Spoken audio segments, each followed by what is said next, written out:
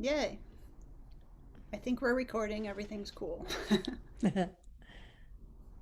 So thank you so much, Michelle, for joining me for a conversation as part of the SoundGirls Living History Project.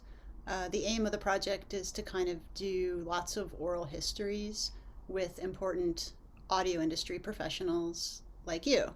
The project is kind of a work in progress, and so there's more interviews being done every month or so, and I think it'll just kind of continue to grow and get bigger as people learn about it and decide they want to do their own interviews with people they admire or want to learn from.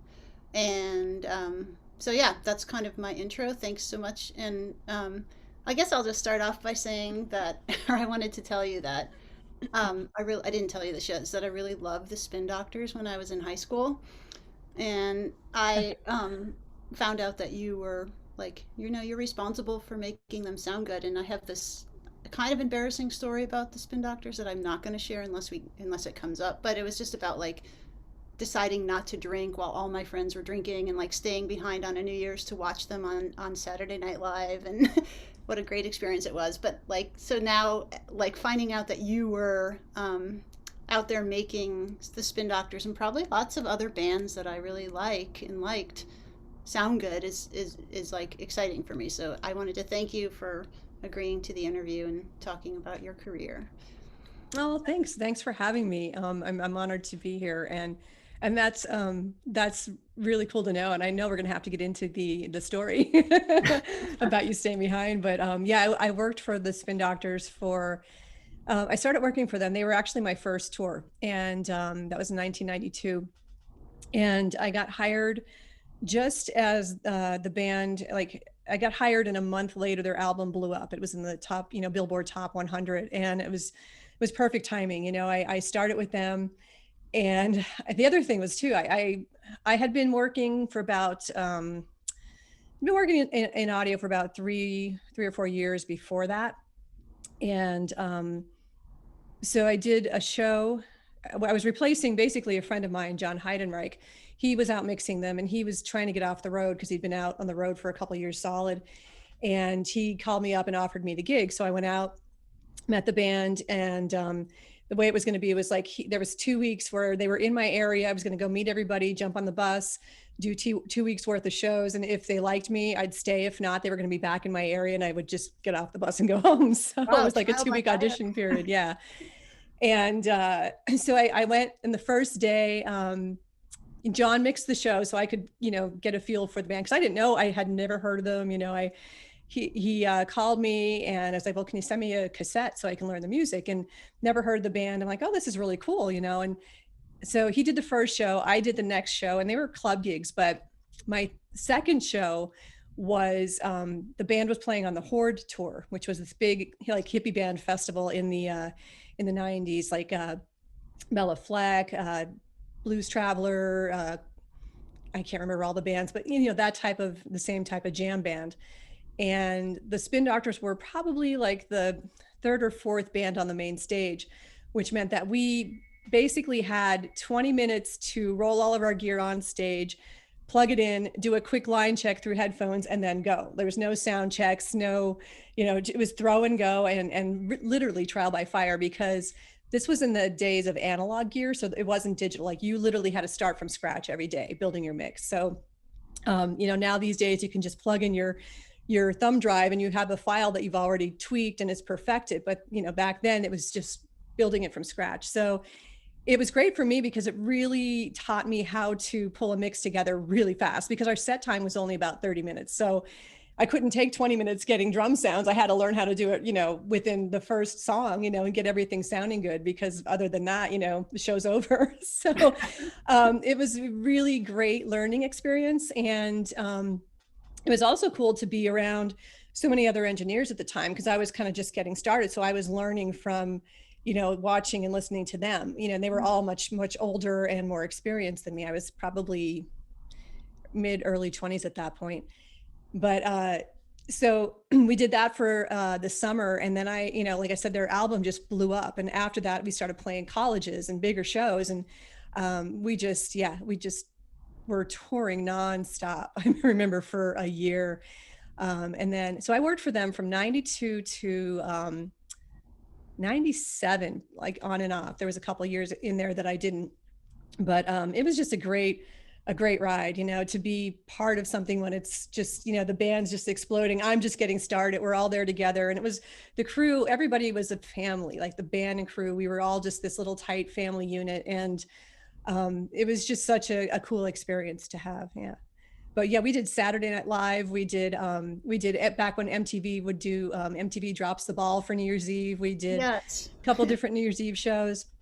We did David Letterman. We were on the David Letterman show so many times. Oh, Like yeah. I remember they, because they were from New York City and Letterman loved the band. So anytime that he would have a guest cancel, he'd call them up. And if they were in town, they'd go down and play. So I was always coming in and out of New York City to go do David Letterman and, all those other kind of shows. And it was really a great time. Yeah. Wow. So very cool. So thanks for sharing that. I wanted to, before we go too far, introduce yourself and how do you describe what is it that you do? What is your position and what does it even mean for somebody like, I always ask to describe it to somebody like my mom who like lives in Cleveland and she might hear the words but not actually know what it means. Like what do you introduce yourself and introduce Well, I'm Michelle Sabolchick Pettinato, and I have been a touring concert sound engineer for 30 years now. My technical title is front of house engineer, and the short answer for what it is that I am responsible for the sound that the audience hears coming out of the PA system at a concert. So when you go to a concert and you see a live band on stage, the sound engineer's job is to take the sound coming from all the actual instruments on stage, the guitar amps, the drums, and blend that with the unamplified instruments and vocals and create a mix that's hopefully enjoyable to listen to. And how you accomplish that is by using microphones and other devices to deliver the sound from each instrument or vocal to the soundboard. And then I use the soundboard to manipulate and mix all of the individual levels together, adding things like EQ and effects and, to create the mix. And it also involves adjusting the PA system, like making EQ adjustments to the speakers so that they interact correctly with the room. So, you always have the ambient sound of a venue, so you have to deal with that as well. The front of house describes the person who's mixing the sound for the band. There's also on larger scale tours a monitor engineer. And the monitor engineer, yeah, they handle mixing the sound. The front of house handles the audience, the monitor engineer handles the band. So the monitor engineer is basically set up with the soundboard on stage, where you can't see them, and they control everything that the band and the musicians that they hear. So on smaller tours, you just have a sound engineer who does all of that from the front of house console. But when it's a larger tour, you have both engineers. I did not know that. That's news to me that there's one person. So thank you for explaining that. And I guess, as you were describing what you were doing with the spin doctors, are you aiming for the front of house to sound almost exactly like when people buy a CD or record, like I'm sure there's much more to it. You have to translate that sound into the live experience, or how would you describe finding when it sounds right as the front of the house engineer? Like, how do you know, Michelle, when something's right? Yeah, well, it kind of starts with the first thing I do when I get hired is get the musicians' catalog. Like I'll get all their records and make a list of the songs that they're going to do for the tour. And then I learn those songs, I dissect them down to, what every instrument sounds like, where the placement is in the three-dimensional space, as much detail as I can, what effects I'm hearing. And that's my guide. And I also have a conversation with the musicians and the artists, if it's like Melissa Etheridge, it's her music. So I'll talk to her about what is her overall goal. If it's a band like the Spin Doctors, and I'll discuss it with the band, but you want to find out what the artist wants, because sometimes they want it to sound exactly like the record, and Gotcha. Yeah. and that's your guide. And sometimes they don't like their the mix of their record. So they want, a little bit different, or they'll have very specific ideas of what they want. So it's always about communicating with the artist of what exactly they want to convey to the audience. And then it's my job to do that, to take what's coming at me and, in the best possible way, translate it to the audience. Wow. I mean, do people understand what you do? Do you think? Okay, here's the thing. Does the average person seeing you sitting out there in the front of the house position in the crowd, like what's interesting to me is that like you're very public, yet you're very behind the scenes too in your job, and like that's a very interesting dynamic. So like, do you, yeah, do you think they know what it is you're doing there? Most people? Most people know. I mean, because when I was a kid, I went to concerts all the time, and my first thing was I wanted to be a recording engineer and make records, and it never even dawned on me going to all these concerts and seeing that person there. I never even thought about what they were doing. I just, I knew they had something to do with the show, but it never dawned on me that they were actually controlling what I'm hearing. And, so I think most people, the thing is like about our job, we're supposed to be invisible, we're supposed to be, you're not looking at us unless there's a problem. It's like the minute you can't hear something, like the minute you can't hear the vocal, then everybody's looking at you. Everyone knows where you are exactly. If there's feedback, the band is looking at you, and the band, the audience, everybody somehow instinctively knows if there's feedback or there's a problem. Oh, where's the sound person? And that's you. The point is like that we should just be invisible. Like what we're doing, should be not noticeable. So most people, I don't think, like they understand that there's a sound person and a lighting person that are controlling those things, but they don't really understand what the amount of work that goes into it. Our days start, 8, 9 o'clock in the morning, and wow. We're building everything from, the set to, setting up the instruments and running all the cables that day. It's the 16-hour, 18 hours of work going into building a show for all the people to come and watch that night, and then tearing it down and leaving for the next city. And then it's all the work that goes into it before even getting on the tour bus, just the planning, the learning the music, learning the cues, and all of the, the mental work and designing of the system and all the stuff that you need before the tour even starts. So there's so much that goes into it that people have no idea, I think, that the average person. Yeah, that's interesting. And so, like, in terms of your relationship to the crowd around you, have you like devised tactics to kind of like block them out? Like, I'm interested in the dynamic too. Is like, do you get energy from the crowd, or are you just kind of like, does it vary per show or depending on what's going on, or do you like put up like mental blocks around your space, or how do you navigate that? Yeah, well, the energy definitely varies, and there's nights where it's just amazing. Like you can feel the electricity in the room. Like I did a show with Mr. Big. It was like they're an 80s rock, one of the last 80s rock metal bands. And we were on tour in, whenever we go to Brazil, like in 2011, I think it was, we were playing this really nice venue. It was about 5,000 people. And the crowd and the audience in Brazil is always insane. They are like one of the best audiences in the world. And they were so pumped up that before the band came on stage, they're chanting, Mr. Big, Mr. Big. And they were so loud, the band could hear them backstage. So when the band's getting all pumped up, excited for the show, they come on stage and the crowd, the screaming was so loud. The energy was just like your hands were, your hairs were on end because it was such an electric feeling. And we had such an amazing night. The band played great. We had a great sound system. It sounded great. The lights looked great. The audience was fantastic. And it was one of those nights where, it was such a special thing to be part of. And for everybody, like everybody feels that. Then you have times where, the audience, they're not even paying attention. Like you're wondering why they're even there because they're talking, they're, on their phone. It's just kind of like they're a dud, and you feel that too, because then the band is really working hard, for that interaction that they're not getting. But as far as dealing with the audience around me, like when I'm mixing, I'm really in the zone. Like I'm so focused on listening and what I'm, doing, that it's kind of like meditating for me. It's like that's one thing that I'm thinking about and that's it. And I've gotten really good at blocking out people, because you'll get people coming up just want to talk to you because you're there. And like, they don't understand I'm working, I'm trying to do my job. And to take that, 5 seconds to say, I'm working, I can't talk now. Oh, but I just want to ask you one thing. It's like, I'm have a million cues and things I need to be doing. I can't take my attention, to have a conversation.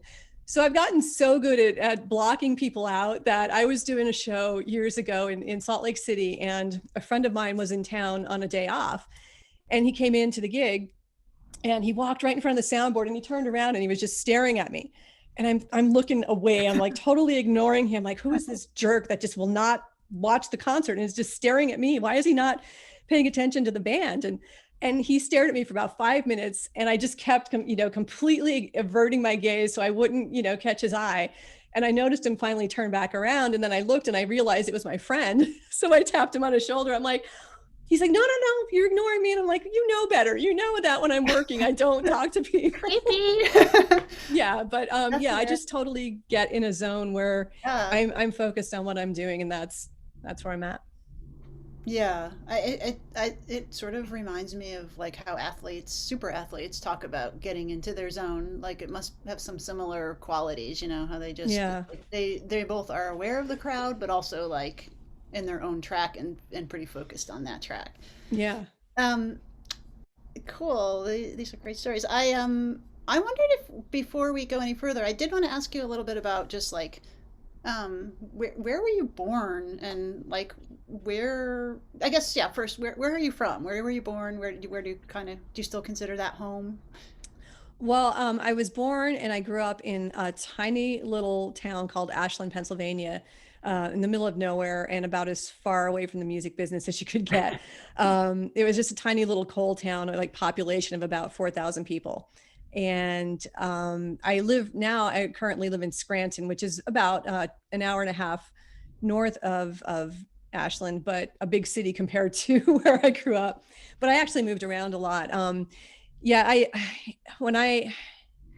honestly don't know how, I ended up with the passion for music and this desire to work in the industry, like I said, coming from where I did, because where it was, you graduated, you got married and started a family. And if you were a woman and wanted to work, you worked at a factory or at the mall. This was back in the days when shopping malls were still a thing. Or if you were a guy, you worked at a plant. It was just, that was kind of the level of opportunity there. And for some reason, music was always a huge part of my life. It was. Since I was a little kid. Like I remember we always had the radio on, and my mom had a stereo, and she had this really eclectic collection of records because she had, there was this thing called the K-Tel Record Club back in the 70s and 80s. And basically you got the record of the month. They would send you a new album every month, and you had like 10 days to decide if you wanted to keep it or send it back. Wow. And it was just random stuff, like everything from, John Denver to Beethoven to Kiss, it was, they covered the whole gamut. So I just loved music, and I would always play those records. And she always also had a really great 45 collection from like, the Beatles to, all that era, in the 60s. And so I just was constantly listening to music, and I started playing piano when I was about 5 years old and took lessons all through high school. So it was just like, music was kind of my escape. Like, I didn't have a great childhood, and that was kind of, I would go to my room and put the music on and just lose myself in it, really listening to it. And that was my escape, like when things got, rough. And but I was always, there was always something deeper. Like, I was involved with, like I played piano for the church choir and the school chorus and things like that. And I would play piano for my friends in talent shows and competitions, but I never wanted to be in the spotlight.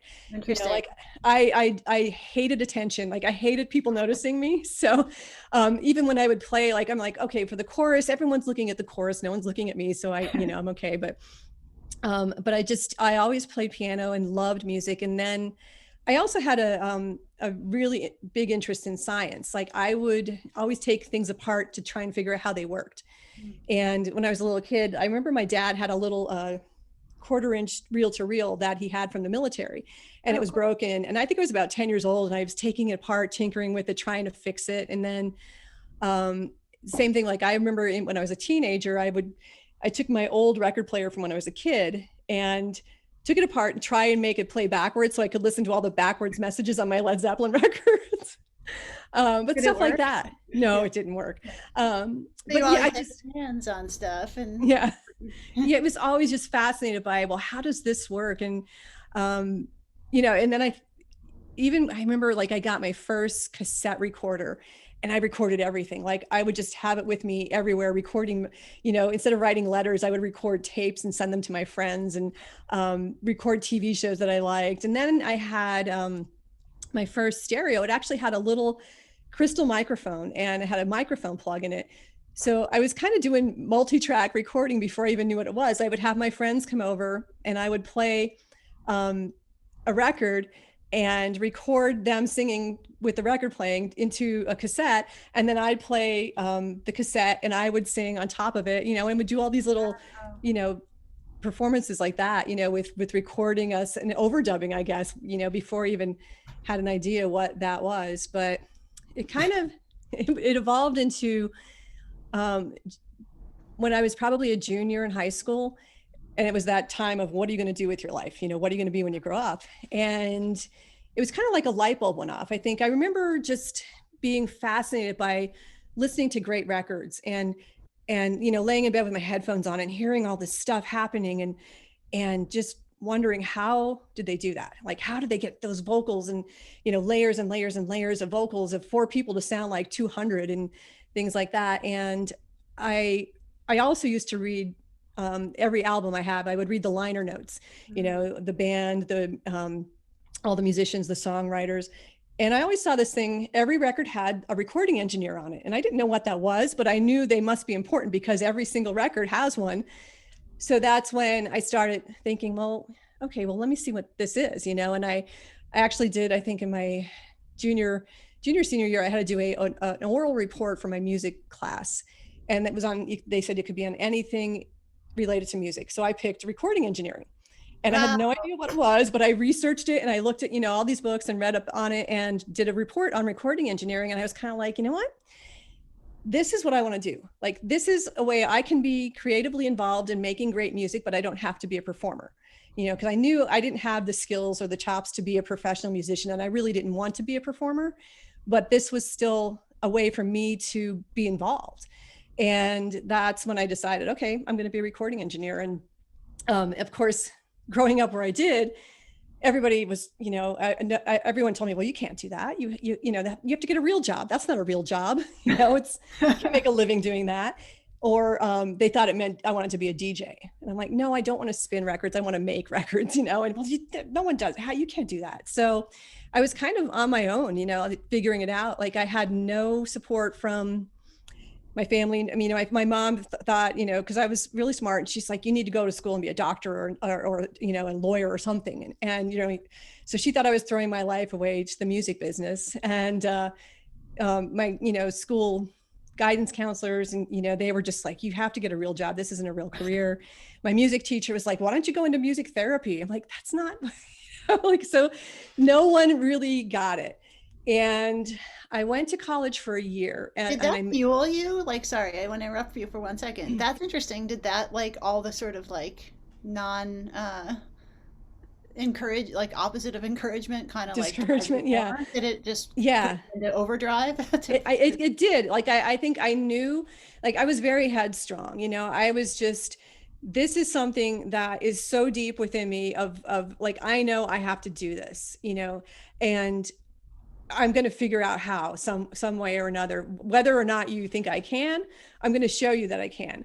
And I think it did. It kind of spurred me along to, you know, be like, well, I'll show you, you know, like every time someone said, you know, you can't do that, I just said, well, watch me, you know, and it just kind of, yeah, I think it kind of just gave me the extra push. So I went to, well, I found a college that taught a basic recording engineering program, but it was a really expensive school. And I think by the time I graduated and I got, they notified me like how much financial aid I was going to get, I still had to come up with $10,000 or something like that. I'm like, you know, my family was poor. We didn't have any money and there's no way. So I enrolled in Penn State, which was the state school. And I went to Penn State for a year and I had one music class. And I thought, well, this is, this is not going to get me where I need to go. So after that, during the summer, after my first year, I heard of a place called the Recording Workshop in Chillicothe, Ohio, which had a 3 or 4 week basic engineering program and like basic recording art. So I decided I was going to go there. And, my friends were like, you're going to go to Ohio? You don't know anybody? You're crazy. I'm like, no, it's, it's going to be great, And so I went to the recording workshop, and it was fantastic because, you're learning recording engineering. This is what I wanted to learn, not, math and history and social, I wanted to learn recording engineering. So it was, after that, I think I came home and I got a job at a local radio station. And it was one of those things where they were a brand new station. They were hiring all kinds of people. And I walked in and I said, well, I'm a recording engineer and I want to make commercials. And they said, that's great, but you have to sell them first. So I basically was selling radio advertising. Oh, really? Yeah. But I'd sell the commercials so then I could go and record it, and I got to play in their little studio for a bit. And I did that for a few months till I was just kind of like, all right, how am I going to move on? And I had a cousin who had recently moved to Nashville. So she invited me. She said, well, why don't you come down here? You can try and get a job. So I took a bus to Nashville, and I think I spent like 16 hours on a bus, going from tiny town, Pennsylvania to Nashville, and stayed with my cousin for 3 weeks. And I walked around every day. I went downtown Nashville to Music Row and walked around to every studio I could find, knocking on their doors, handing out my resume, which was Penn State, the Recording Workshop, and WMGH. It was nothing, Wow. And I'm knocking on the door saying, hey, I want to be a recording engineer. And are you hiring? And, I'm surprised more people didn't just laugh at me, but, it was about 3 weeks. And I realized, I still have no idea how this business works and how to get my foot in the door. And this isn't going to work. So I don't know what to do. So I went back home again. And I think I kind of was working I found a little, I had a friend who owned a music store, and he was trying to put me in touch with people, but what happened was that I heard of Full Sail. Like I was still trying to figure out, okay, I need to learn more. I don't know anyone in this industry at all. I have no ties, connections to get my foot in the door. And I have nobody who can take me under their wing and teach me because there's no recording studios here. So I found, I saw an ad for Full Sail University. Well, at the time it was just Full Sail Center for the Recording Arts in Florida. And I enrolled there, and at the time, I think it was a 9-month program. So that was in 1989. The minute I got there, started at Full Sail, it was the first time throughout that journey that anyone said, yes, you can do this. It was the first time I had people who were actually supporting my dream and my vision of what I wanted to do, and making me feel like you can do this. It's not impossible. And when I was at Full Sail is when I switched from recording engineering to live sound. Because like I said, even though I'd gone to concerts, it never dawned on me that you can do this. So we had, I had my class on live sound, and I was like, oh my God, like this light bulb went off. Like, wait, so I can travel, which I love, and mix music and get paid for it. So I was ding, ding, ding, I'm in, sign me up. Wow. And that was the turning point. So as soon as I graduated from there, I started working at interning at a little tiny sound company outside of Philadelphia. And it was an unpaid internship. And it was literally, in order to graduate from Full Sail, you had to complete a 240-hour internship to get your diploma. I did 240 hours in just over 2 weeks. Like they worked me to death. It was like, or did you hate it? No, it was great, because I was like, well, I have nothing else going on here, so I might as well just work all the time. And I was learning so much. Like I worked in the shop. They had one guy who worked in the shop, and he did everything from building road cases and racks to putting the PA systems together for shows, cleaning and fixing gear, tearing apart soundboards and fixing them. So I was working with him and learning all that. And then I was also going out on shows like Thursday through Sunday. So I'd work in the shop all day, and then Thursday night I load a van or a truck with a sound system and go out either as like an extra person on a 3 or 1 person crew or a 3-person crew and just work shows. And the thing about that was I was so like, I took my job very seriously. I was like, this is what I want to do. I'm going to do it well. And I'm very organized. And So I would be loading the truck, the gear for a show. And then the guys would come in who were doing the show, and I'd go along with them just as extra help because I still didn't know enough to be able to mix and do a show on my own. But what would happen was they'd get there, you know, we'd drive an hour and start setting up and like, oh, I forgot to bring this or I forgot to bring that. And I'm like, no, I got it. It's in the truck. I'll go get it. So they started to rely on me because they knew that I was always doing their thinking for them. And like, oh, so everybody would ask me to come along with them and work their show, which was great because then I was getting more and more experience. And I had one guy in particular who we became friends, and, you know, he was only making like $50 a night to do a gig. So he would pay me $10 and then buy me breakfast after the show, which was like, thank God I can eat today.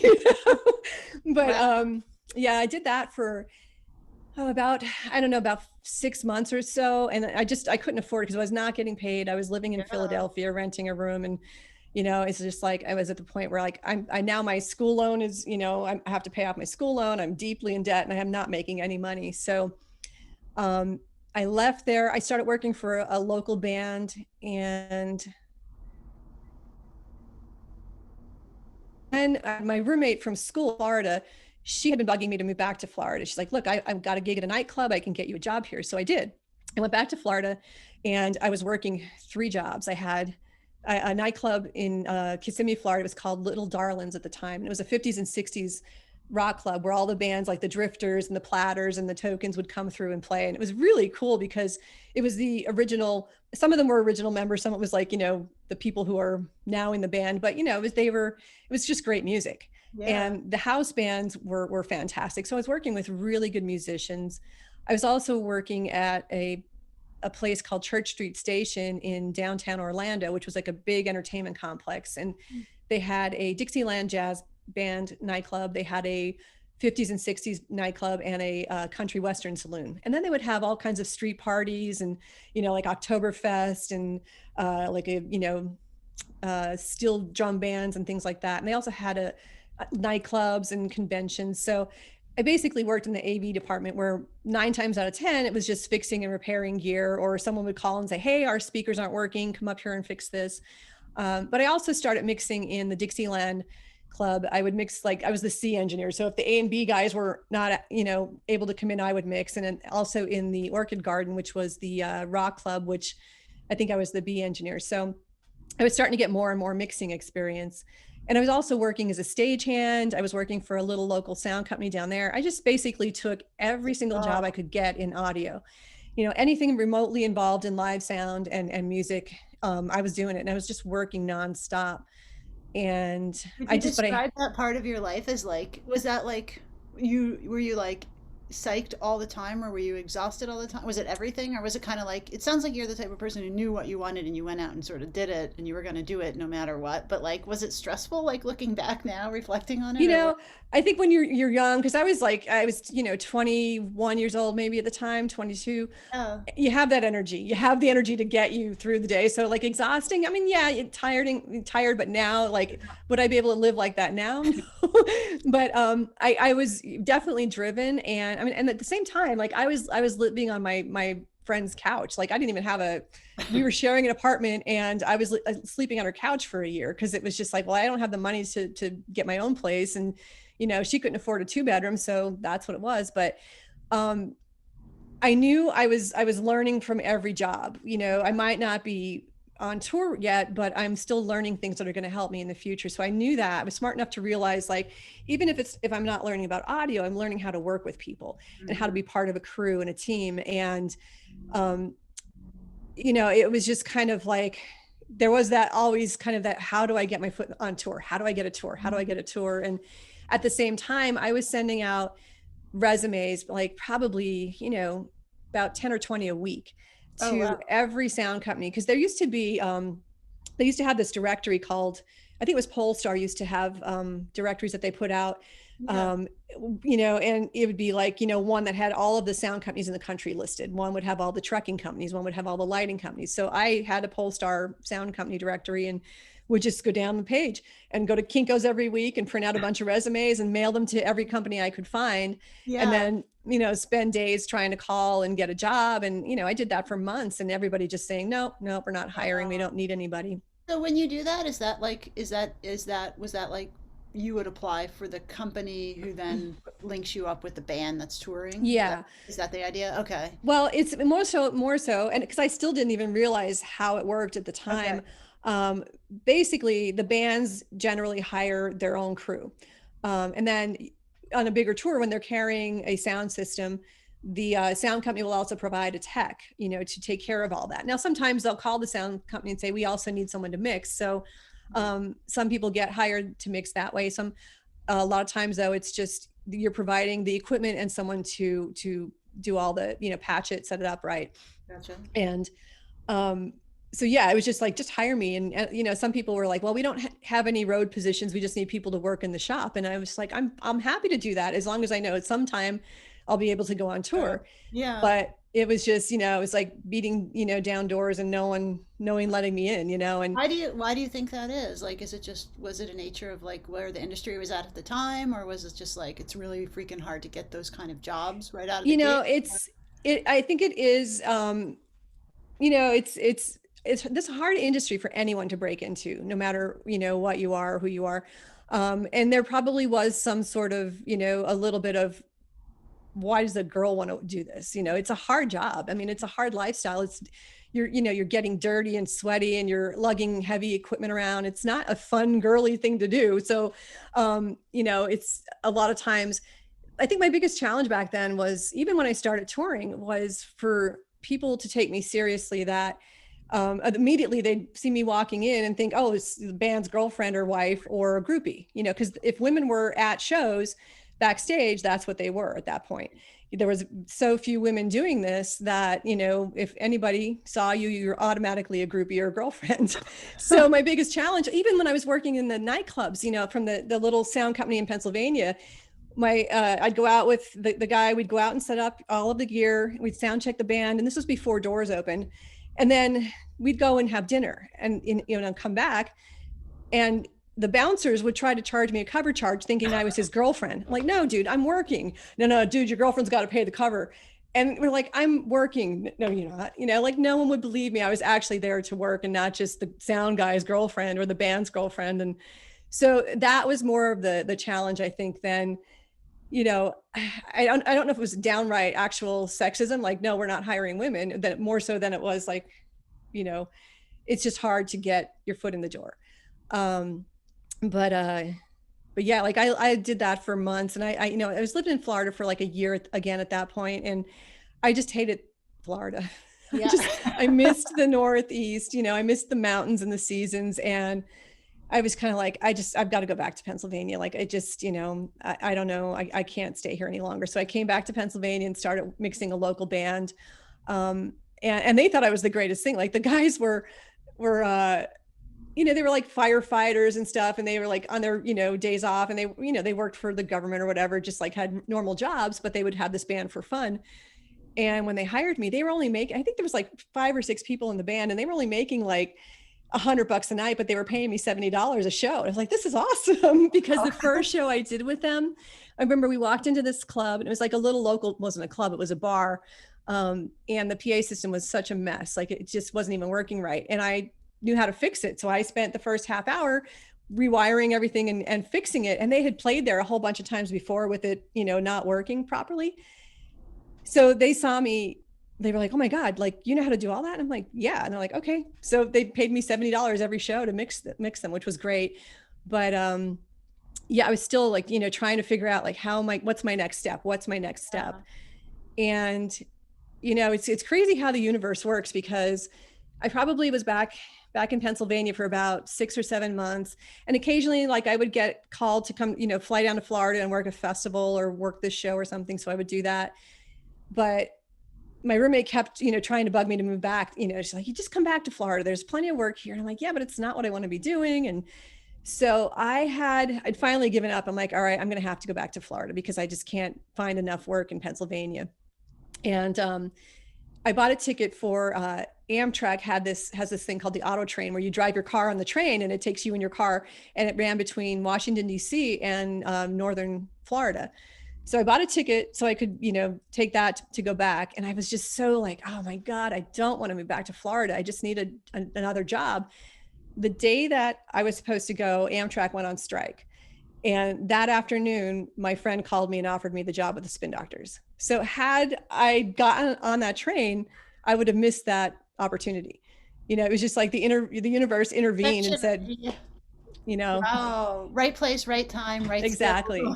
So what do Yeah. you remember what do you remember like what you said to your friend when they called you? Like were you just like on the spot, you're like, hell yeah, I'll be there? Or Oh like yeah, like he called me, and because he knew it was actually a friend that I had met while I was at Full Sail. We became friends, and he was a bit older than me. He had a background in electrical engineering, and right out of Full Sail, he went to work for one of the major sound companies in the U.S. and he was on tour. He wasn't mixing, but he was just like a PA tech on tour for a couple years straight.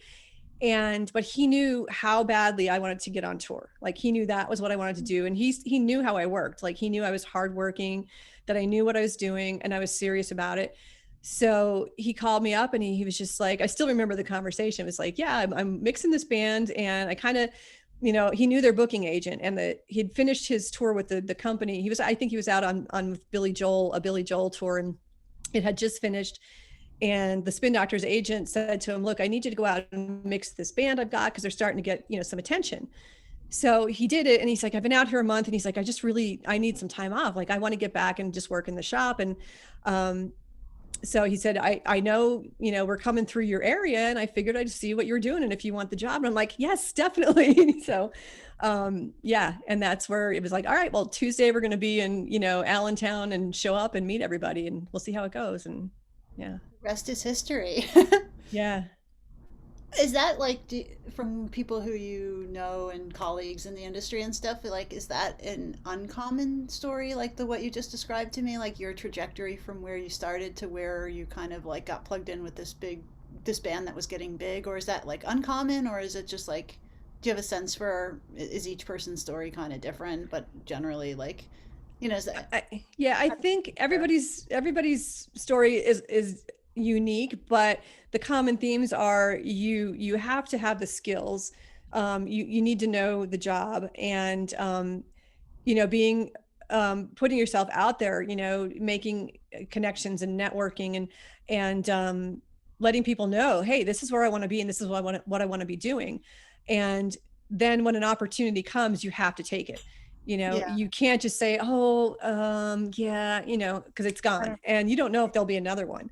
Right. And so I think that's what happens with a lot of people. They're out there, they're trying to figure out, okay, well, how, they just got some jobs that's remotely close. They're meeting people, they're taking every job they can, and somebody notices.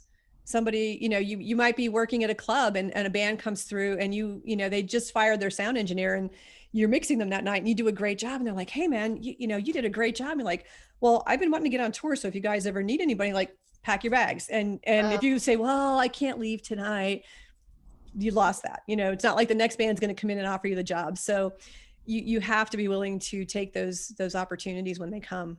Yeah, Yeah. And I think, yeah. that's not very common. Like, I mean, it is and it isn't. I mean, I kind of think like even like if you had a dog, you would have to be like, this dog now has to like go somewhere else. That's not like Right. like it must influence like a lot of aspects of your life, and Yeah. like Like there's a great story about, I don't know who it was, but a woman who wanted to she wanted to work at the Whiskey in LA. And the Whiskey's like a infamous, I don't know if it survived COVID, but it was an infamous, 80s rock club. And she went in and applied, and they're like, the owner's like, well, we're not hiring anybody. And she kept, checking in, like, we don't need anybody right now. So she got a job as a barista at the coffee shop next door, because she knew all the guys that worked there would come in on a daily basis. ah. And she got to know those guys, and she told them, she's like, this is what I want to be doing. Well, eventually a job came up, and she was the first person they thought of, because she had gotten to know them, built, their trust. Like they knew who she was, they knew she was serious about it, and that's, another crazy way in. And it's the same thing, like people who want to get on tour, like if you're lucky enough to live in an area where there's a lot of bands, and you start hanging out and maybe working for them for free till they understand that, hey, you do a good job, and suddenly they start to move up, and they take you with them. That happens a lot as well. Yeah.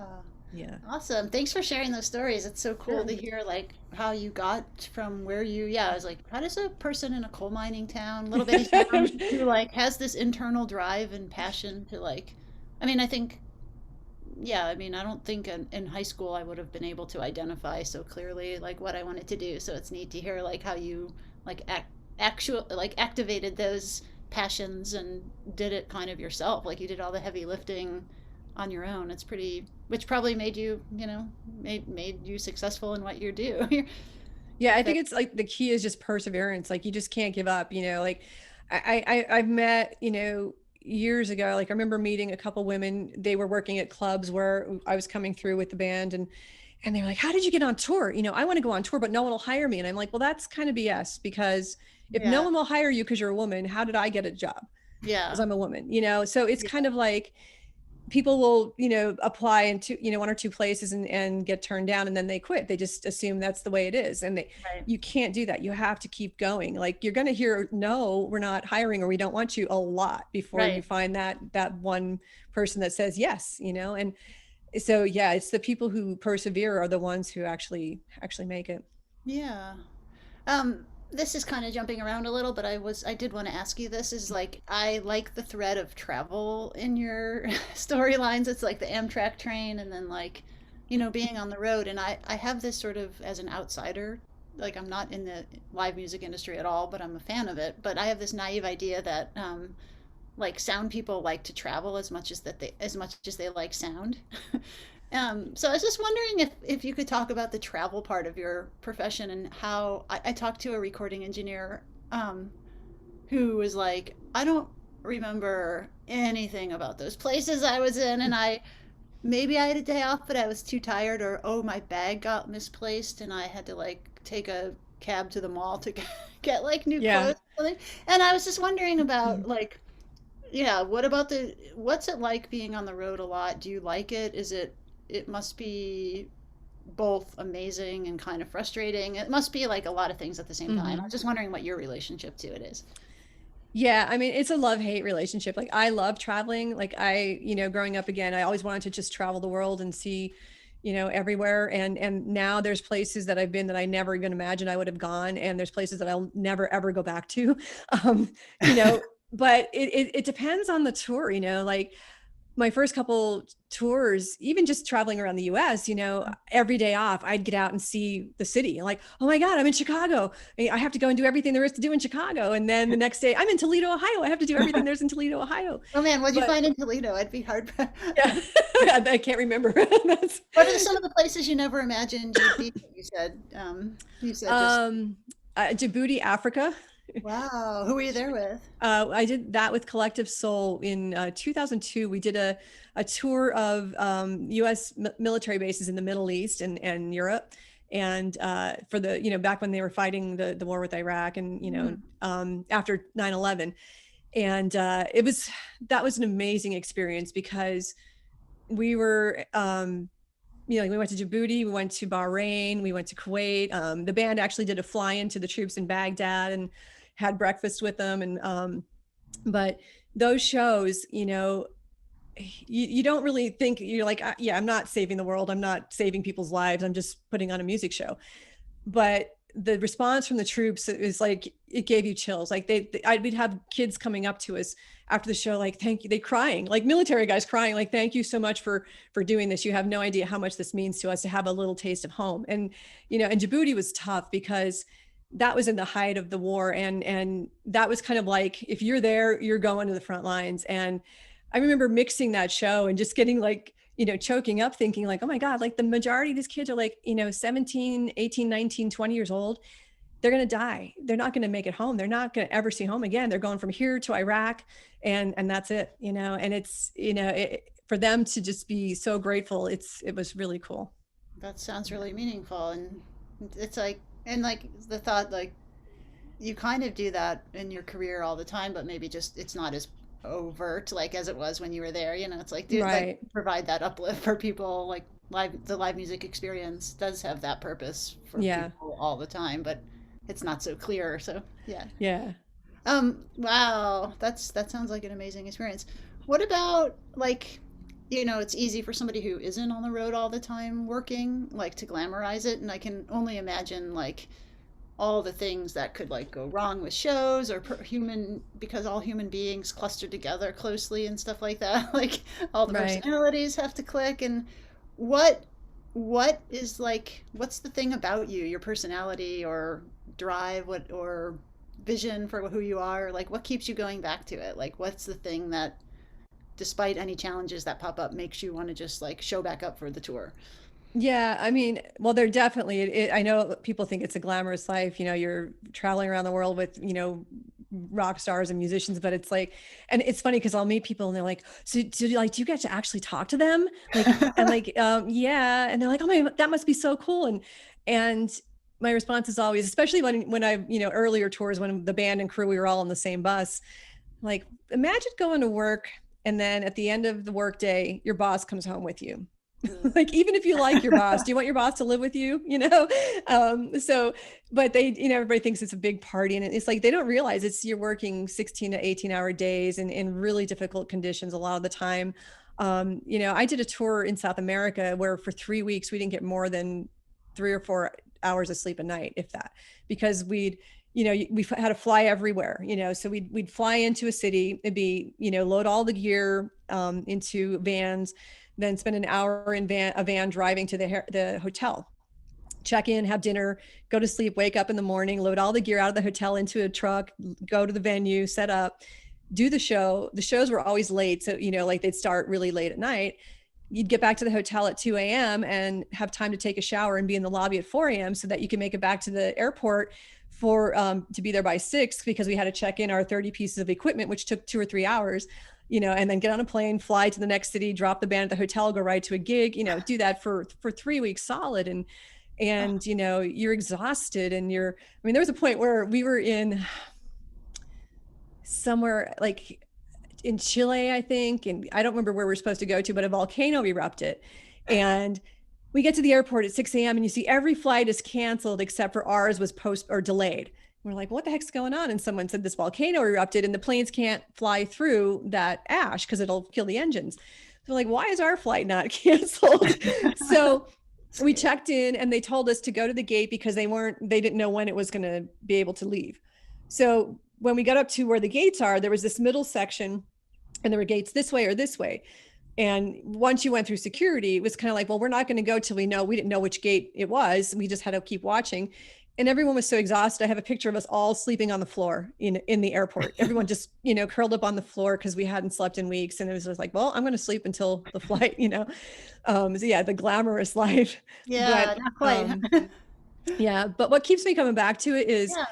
I love the camaraderie. I love that, you can start a tour with 12 to 20 or more people who are complete strangers. And by the end of that first week, some of them and have bonded with them better than you have with people you've known your whole life. It just, you build this family and you're on this team and everybody has each other's back, on a good tour. There's definitely, situations where things don't work out like that. But, my experience has been really, really great where I've loved the artists I've worked for and the crew that we've just been really close. We've had, just great experiences together and great friendships over the years. And I love that. Yeah. I mean, it sounds like in a way, it's like you've been through like this is maybe over dramatic, but like a war together or something. It's like Yeah, you kind of sometimes sometimes you feel like it. Yeah. you're Yeah. underslept, you're like probably hungry, you're tired, you're like you have to perform at your best physically and mentally. You have to have each other's backs. You have to like overlook people's strengths and weaknesses and know Yeah. what they are. Um, Yeah. And that's a huge part of the gig too, is like, personality. mm, Like no one wants to work with somebody who's miserable and just unpleasant. You've not only working with this person all day, you're living with them in a confined space. You're together 24/7 basically for the duration of that tour. You get a reprieve on days off when you have your own hotel room, but for the most part, you don't want to have to get on the bus and be like, oh, he or she is here. yeah, You nightmare. need to, you have nowhere to relax. And so I know a lot of people who I'll hear from different people. It's like, well, I just don't know how I'm going to get on tour. Like I can't, or I did a tour, but now I can't get another. It's like, well, maybe it's you, it's sometimes it's, you've got to take a look at yourself. It's like, if you're that guy or that girl that no one wants to be around, you're going to find it really hard to to get these jobs. Yeah, yeah. Yeah. Teamwork, team player. Really. Yeah, tolerance of each other, and and being able to to talk to people, like, which this was a really, it's been cool because most of my career, I've been, it's a male dominated industry, and I've been surrounded by men, and I've done tours, many tours where I was the only woman. And then I've done tours where there were so many women on the crew that the men were outnumbered, which is, I've seen. Really? Yeah, when I worked for Indigo Girls, we did a couple years where it was just the girls doing a duo show. So it was Amy and Emily, and then we had a woman guitar tech, a woman monitor engineer, myself. The only two men were the tour manager and the bus driver. So Wow. What year it was was that?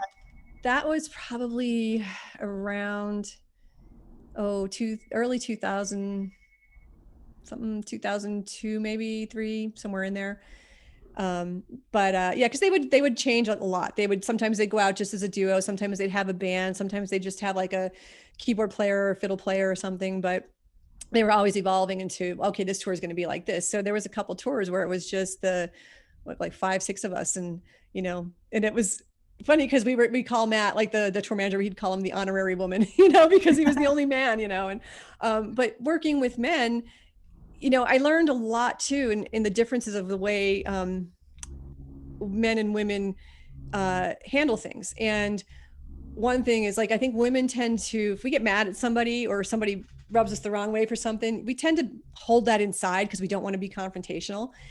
And then it festers and it builds. If somebody makes you mad or pisses you off, it's like that kind of, a lot of times that will just, you keep it in, you don't say anything because you don't want to cause a confrontation or whatever. But when working around all guys, like, guys just don't do that. They just call each other out, like, right off the bat, like, dude, you're an a-hole, whatever, blah, blah, blah, and it's gone. And then it's out in the air, it's cleared, it's gone, you move on. And that was something I learned very on, in touring. Wow, like, oh, so instead of me just being mad at him for doing that stupid thing for a week, I could just say, dude, why'd you do that? Don't be a jerk. Yeah. Yeah. So it's interesting, like, to see, the differences. It's even what women and men bring to their jobs, like, I tend to see, and this can be an overgeneralization, but sometimes I think guys tend to put more of their ego in the mix, no pun intended. I know a lot of people who kind of have their attitude is like, well, if you hired me, you hired me, it's going to be my mix. And Interesting. it's not that way. You work for the band. It's not your show. It's theirs. You work for the musician, and it's your job to give them what they want. And a lot of times I see men struggling, especially in monitor world, where you're giving a mix directly to that musician. They're listening either in their earbuds or in a speaker, and what they're asking for, you're thinking, well, that's ridiculous, I'm not going to do that, I'm going to give you what I think you should hear. And that's a problem, because what they're asking for is what they need to do their performance the way they do it.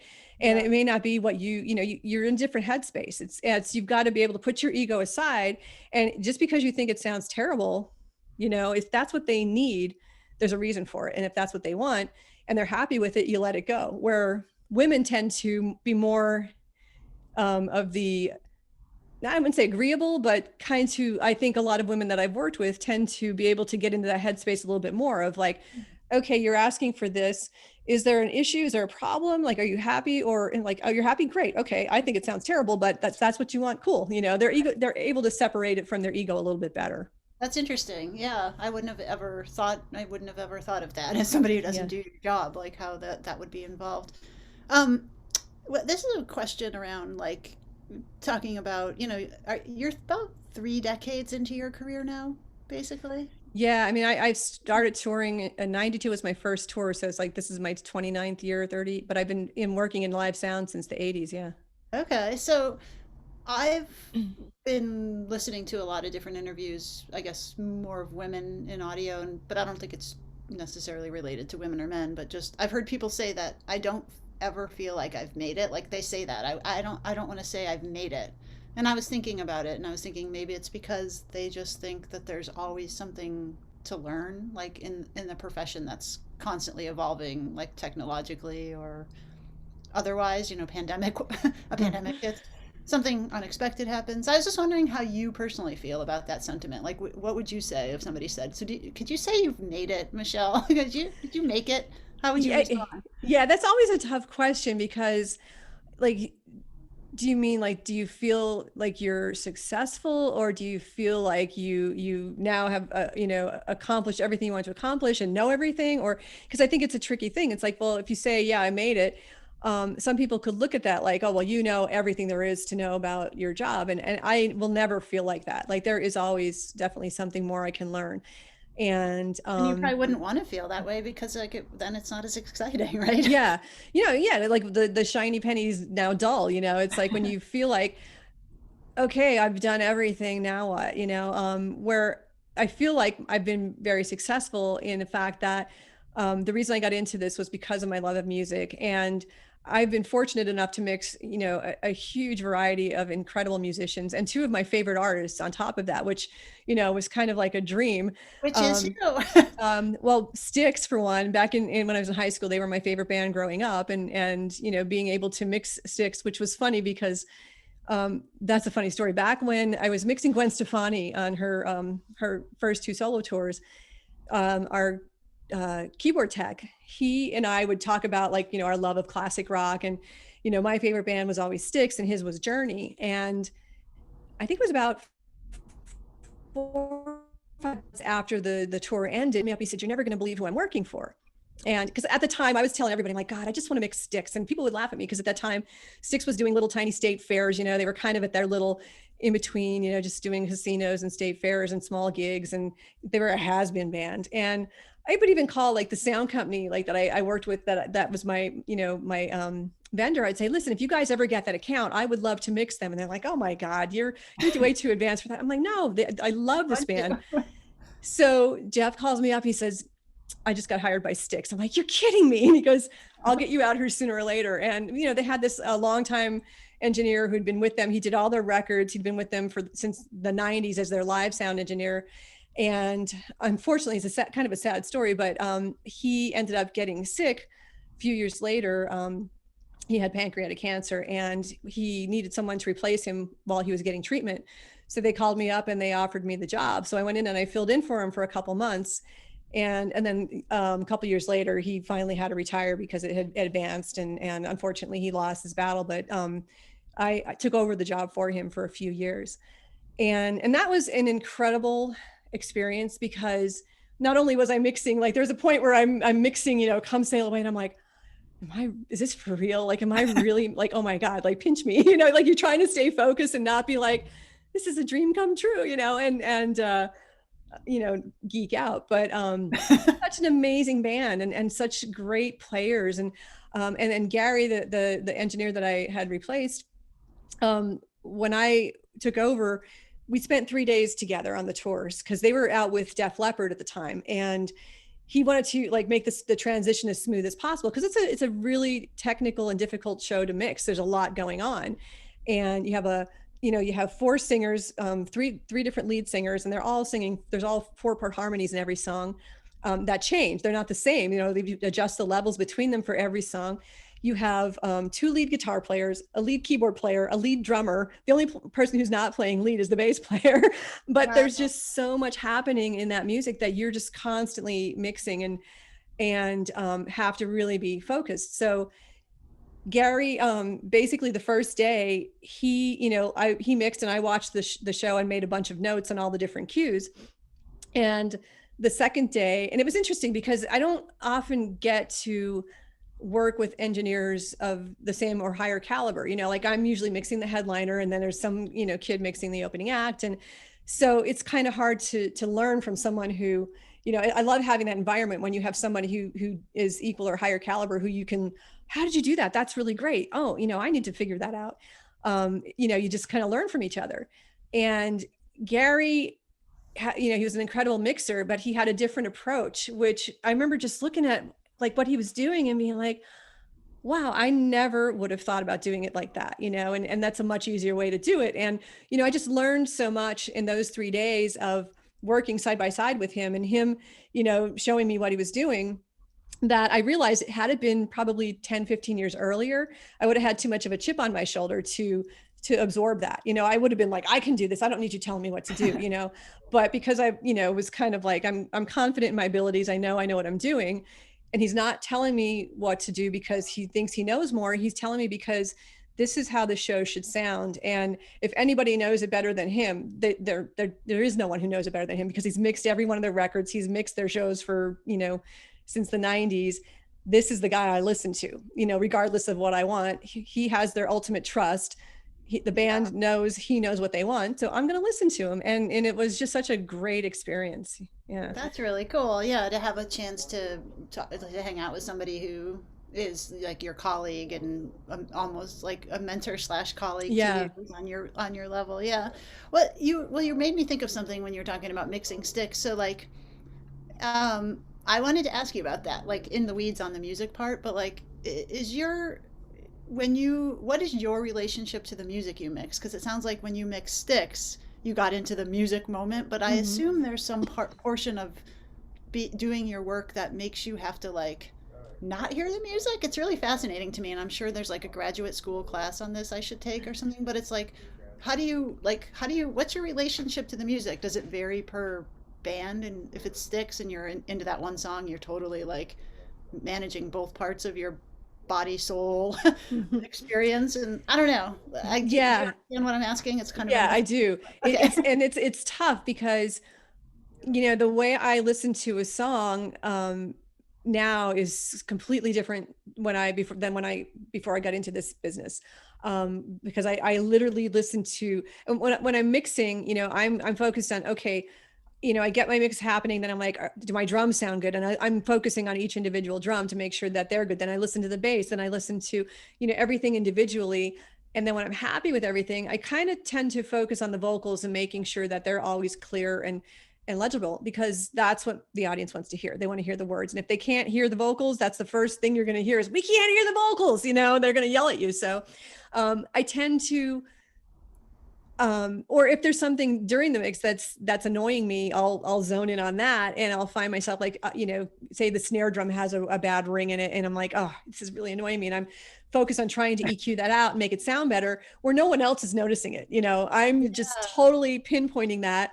And I have to, during the show, I have to take a step back and like remind myself to listen to it as music, not all these individual things, because that's what the audience is doing. They're listening to it as music. And that reason, it's hard for me to go to other shows, because it's still like work. Like, it's hard for me to go see a concert and not be like, oh, those toms are too loud. They're like, or the gates are too tight or whatever, like I pick out this stuff, and I have to kind of force myself to sit back and be like, just a listener, not a mixer, and it can be tough. Yeah. Turn into a different part of your brain. That's interesting. Yeah, your love of music has made it so that like it's hard for you to go hear music. But at the same time, it's kind of, when I and like, because of COVID, I've been home, haven't been mixing sadly for months, but I've had a chance. Like, I also too, like when I'm on tour, I know when I'm getting burnt out and I need a break. And because I've always been freelance, I've been able to, when a tour ends, and I know that artist is not going back out for a while, I can take a month or two before I start looking for my next tour. Like, I don't have to go tour to tour to tour, because I know, like, if there's about a 5-year period where I was just going from one tour to the next and just working so much that by the end of it, it was hard for me to focus. It was just, I was burnt. So I needed to recharge. And when I'm doing that, like, then I can find, like, I'll listen to music, and it's more just music as opposed to a mix. But then I also just love to just sit and listen and really listen deeply and intently, to a track that I love. And I always find things that I never noticed before. Yeah, that's cool. Yeah.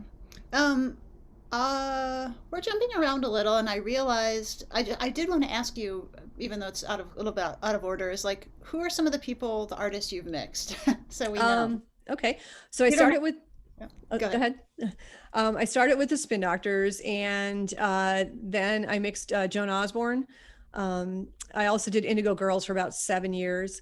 I did Collective Soul, Goo Goo Dolls, Styx, Melissa Etheridge, Thievery Corporation, Elvis Costello. That's who I was most recently on tour with.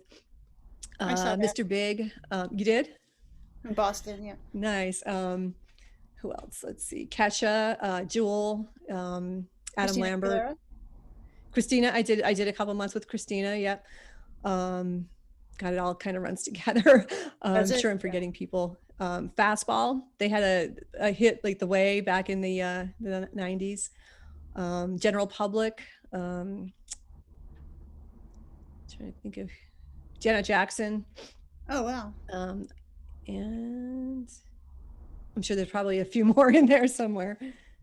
And do you have like memories of particular venues where you were like, I freaking loved to mix in that venue, and then other places where you dread it, like you just Oh know yeah, you do really? And is it yeah, industry wide or is it sort of personal? Like, or I guess what are some of the places for you that you know you love and some you yeah.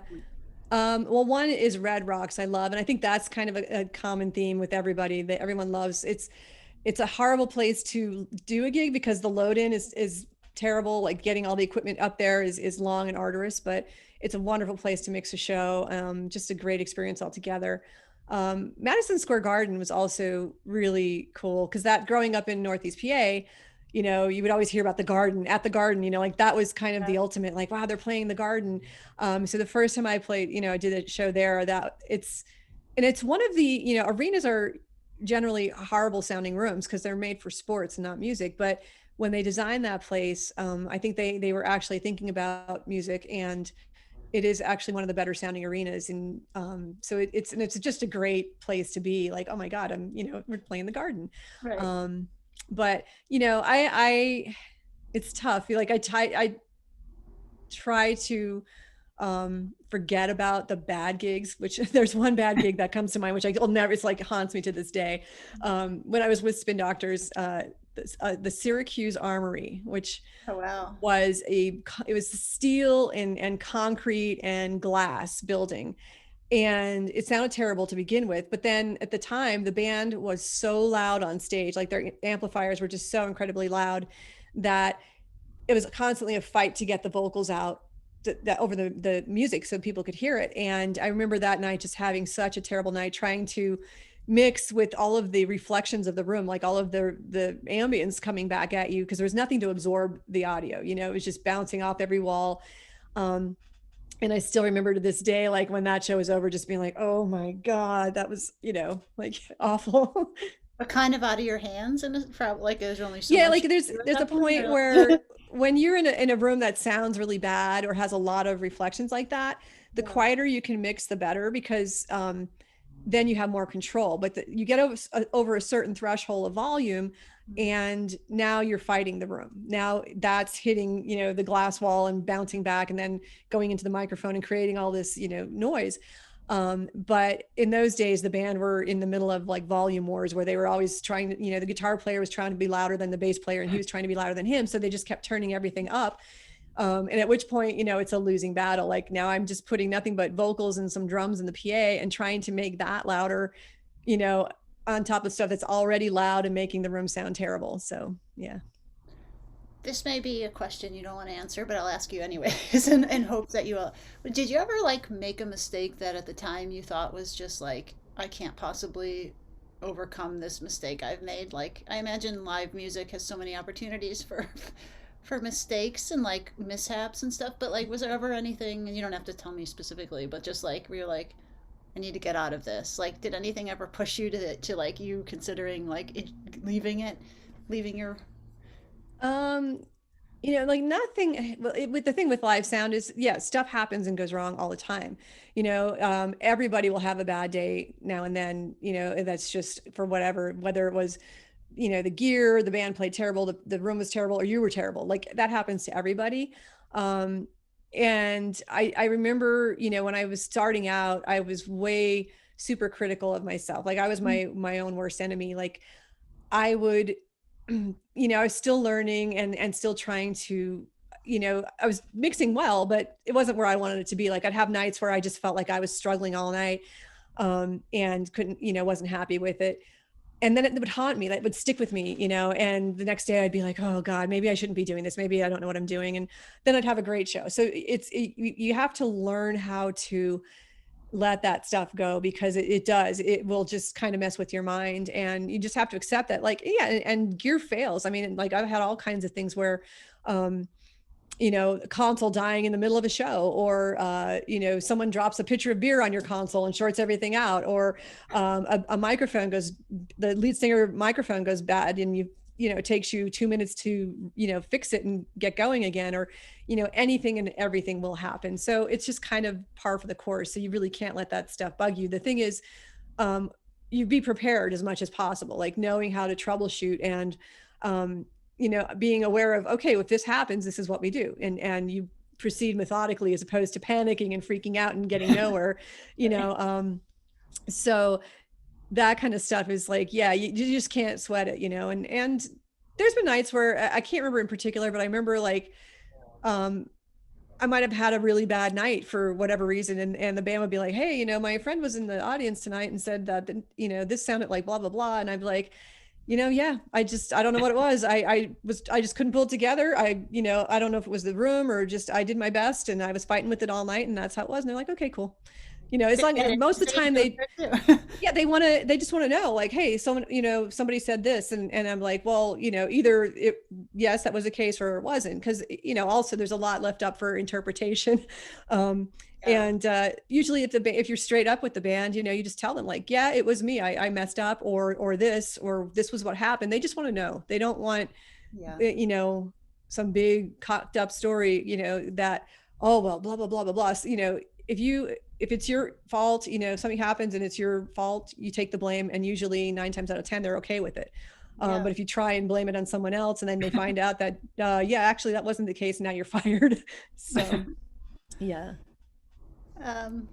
Cool. Yeah, it sounds like just assuming something will go wrong and being ready for that thing. Like, yeah, this is a live event, it will go wrong. We're ready for it. Right. Looking back on your career, like, I know that in 2013 you and Carrie Kais started SoundGirls to sort of, which has grown and evolved into this big, living, breathing organization that does all these different things. Like, do you think your career would have been different had you had sort of like an organization that provided like mentorships or resources? Like, do you think anything about your trajectory would have changed, or I don't know, or I'm just wondering, like, would your career have been different had you had, like, it sounds like you did internships, but you didn't have like formal mentorships. Right. Yeah. I mean, definitely. And yeah, like SoundGirls, it's, I think it's evolved to more than we ever imagined. It's just such a fantastic community, and I'm so grateful for everyone for, being so pro, and, welcoming and helping each other out, and that's kind of the reason we started it, when Carrie and I met, it was in 2012, we spoke on a panel at AES, the women of concert sound, or of live sound, or something like that. And Carrie and I had, we'd both, I think we started around the same time. And when I first started, she was the only other woman I had ever heard of that worked in live sound. And in all those years, we never once crossed paths until 2012, which was kind of crazy to me, because she was working for Pearl Jam. I was working for the Chili Peppers at the time, I think. And I was working for the Spin Doctors. And we were, those bands were kind of in the same circles, but, we just never met. And all the women on the panel, with the exception of one, I knew Deanne Franklin. I had never, Claudia Engelhard, Jerry Palumbo, never met them, let alone even heard of them. And Jerry, they're all at the top of their game, amazing engineers, amazing at what they do. And we were all kind of like, when we talked, we met for the first time right before we did the panel, and we all kind of bonded instantly. Like, we had the same stories of why we wanted to do what we do, how we got started, and the same struggles. And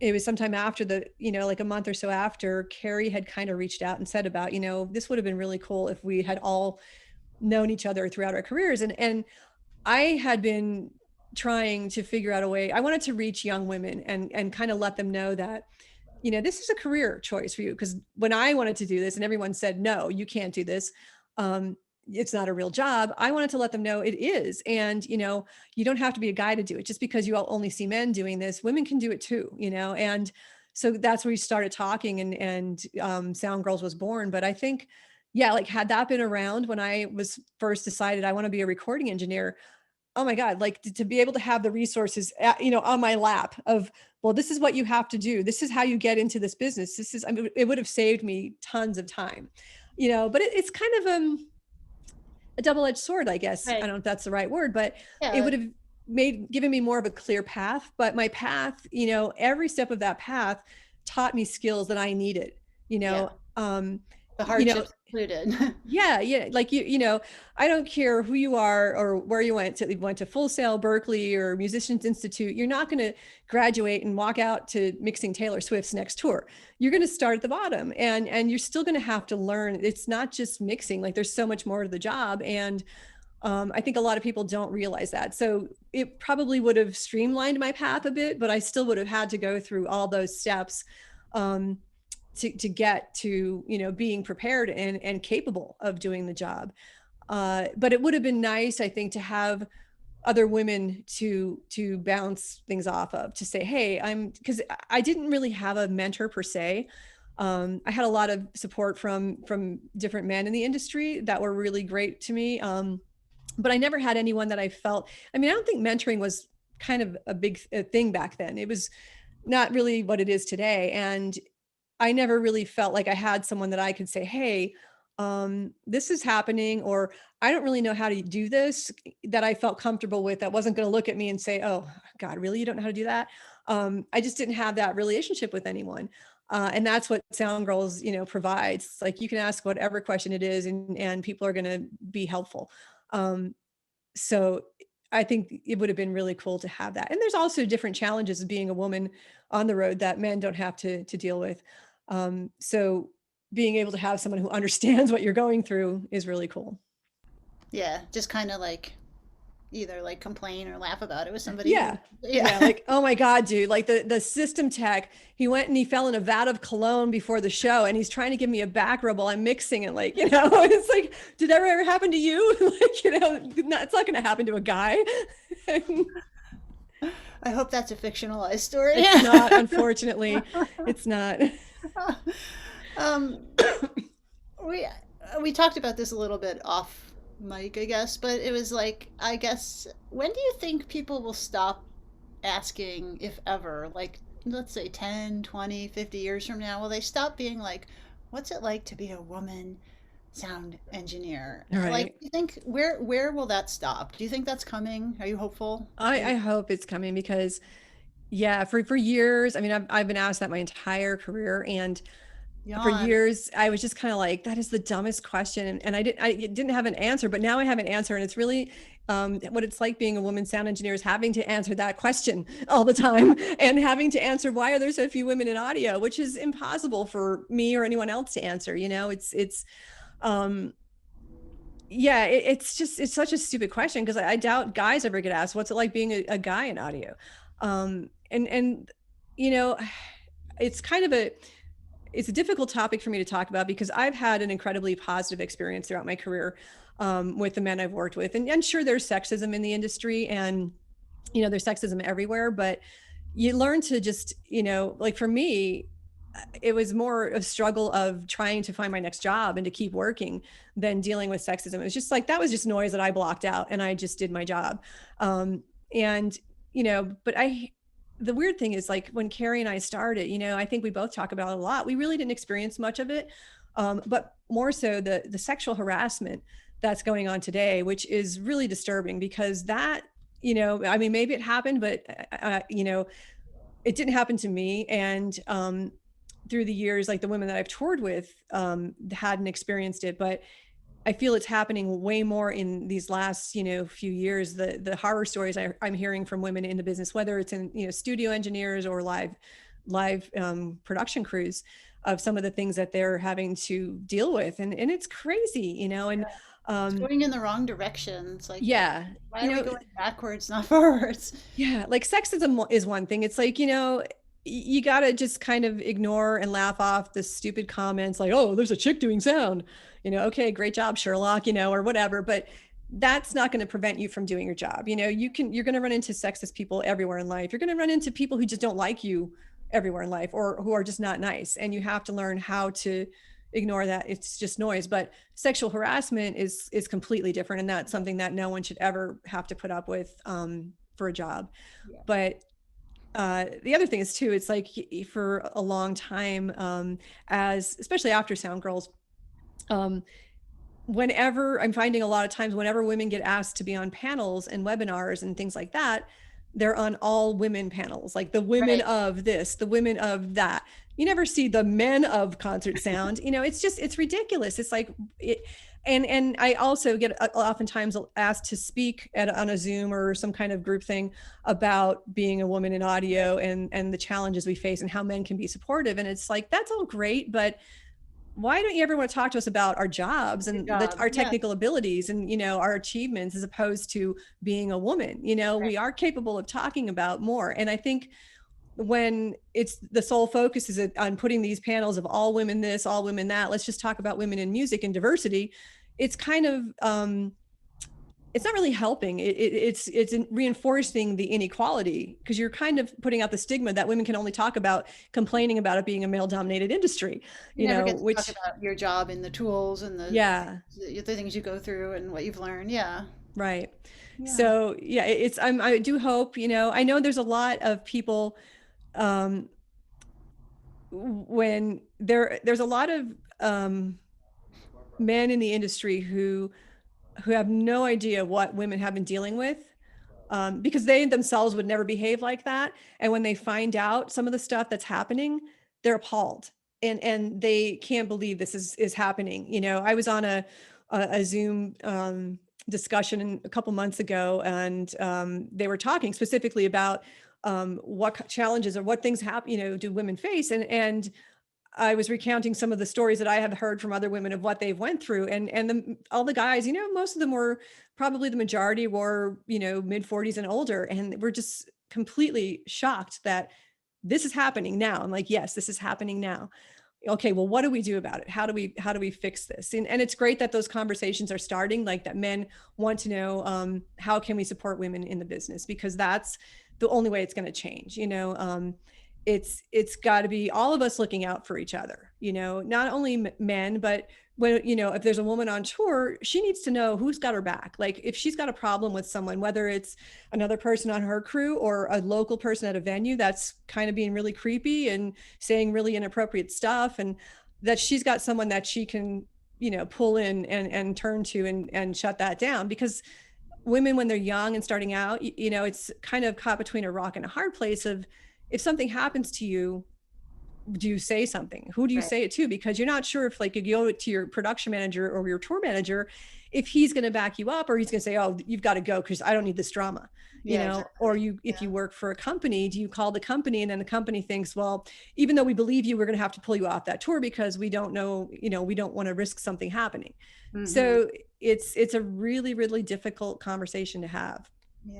Yeah, it seems like, which from what I think I hear you saying is just like, it has to be kind of a bigger cultural shift, and the onus doesn't have to be on an individual, like say woman or somebody who like gets, if they do run into a problem, and it's like, right, be like them taking on like this whole system. It's like, no, it needs to be industry wide. It needs to be a cultural shift, Yeah. And maybe, maybe we'll get there. Maybe. I'm aware of the time. Are you good for a little bit longer? Sure. Still? Okay, yep. Cool. Okay. I wanted to ask you, I know that you started your own courses called Mixing Music Live. Mm-hmm. And I wondered why you started them, and who are they sort of geared for? And then I wanted to know that's the first question. And the second part of that question is, what have you learned from teaching them? Like, because you know how when you're a teacher, you always end up learning more. Yeah. Okay, so the first question is just tell us about the class and like why you started them. And then the second part is what you've learned. Yeah, so I started Mixing Music Live I launched it in the summer of 2019. And it's a course, it's an online introduction to live sound and mixing. And it's an online video course that is self-paced and self-directed. You enroll, you do it at your own pace, and I'm available for, through a Facebook group and email for, assistance through it. But it kind of came about just realizing, it's kind of great. Like we talked a little bit about how when I started, there was no, how do you learn this? Well, first of all, you have to convince people that it's a career that exists. And then you have to find somewhere that you can learn it, or someone to take you under your wing, whether you go to school or you find a company or a studio where someone's kind enough to say, I'll teach you and show you the ropes, which wasn't the case for me. Now, with the internet and Google and YouTube, you can YouTube and Google your heart out to find, how do I do this? How do I do that? How do I make this happen? And it's incredible, the resources we have at our fingertips, which is fantastic. But I've also been seeing a trend over the years of a lot of new aspiring sound engineers and musicians who learn, like a sound engineers who they teach themselves Pro Tools, but then they think that they can come out and mix a live show, or they should be, walking out into an arena, level tour as a mix engineer with no experience in live sound. And they don't understand the basic fundamentals. There are core principles that make up everything we do, and you've got to get those right in order to have the best results. Just having worked with, doing a lot of mentoring, and I talk at Full Sail, and I've spoken at other colleges, and the questions that I get from students who are about to graduate and get into the real world. And, these schools are great. You get great fundamentals and great theory, but what they can't teach you is that putting it into practice of like how it really works. Cause I even, after I graduated Full Sail, I had no idea how touring worked. Like how do you hadn't done it? Yeah. And how do you get on tour? And then how does the day go? I mean, they can only teach you so much, and you have to experience it. So it kind of came out of, I started investigating myself just to see like, well, what does the internet say about how to mix a band? Because I get all these, young engineers saying, well, how do you build a mix, and how do you mix a live show?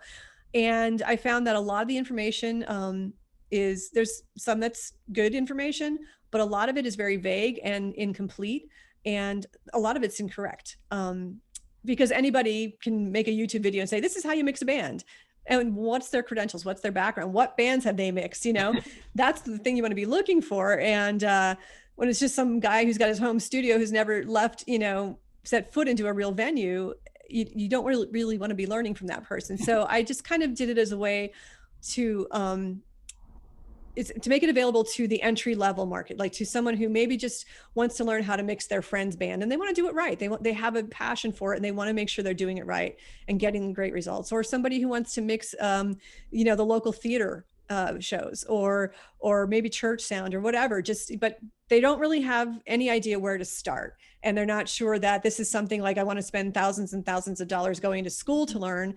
Yeah. It lets them get a taste of it, and gives them enough that to get out there and kind of start doing it at an entry level, and then see like, oh, this is really cool. I want to learn more. And it's just like kind of, I think I've gotten to that point in my career where I really just want to pass on what I've learned and make it easier for somebody to spell out, this is what you need to focus on, and this is what you need to learn to get started. And then when COVID hit, I was on tour in the UK in March, when the pandemic just kind of shut everything down and we had to cancel the rest of the tour. And I came home and I was kind of like, all right, well, it's time for my second course. So I created another course, which is called Listen, which is specifically for ear training and learning frequencies and EQ. Because that came about as well from a lot of the students talking about that they don't really understand how to use EQ. And a lot of my musicians, like, who are now doing their own recording at home, yeah, and producing and releasing their own music, but they struggle with learning how to make it sound great. Like, they don't understand how to make it sound good. They either have to pay someone to do their mixing for them, or they're severely misinformed, which that's one of the things that I've learned over the course of the year with this course, is that many people think that compression is what they need to get a great sounding mix, when in fact that's completely wrong. It's knowing how to use EQ and manipulate frequencies. And so that drove me to create this second course, which is again for, the entry level, the person who's been like, okay, I know a little bit, but I really need to find out how to do this correctly. And yeah. Fun. That sounds like a nice thing, especially when somebody who's used to being on the road, like, what, 3/4 of the year or more? Yeah, I mean, up until recently, I've averaged about 280 days a year on tour. Yeah. Oh my God. Yeah. So and this is actually the longest since I've been home, since last March 16th, I think was when I came home.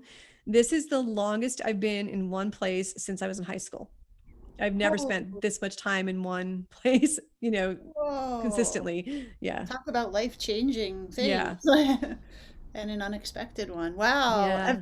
Have you taken on, I don't know if this is too personal, are you doing any like new hobbies, or like has there been any space open for you to like be like, you know what? I'm gonna like watch this whole TV series, which I never got Right. to watch, or like take up, what was it, sourdough bread making? Have you been able Bread to like making.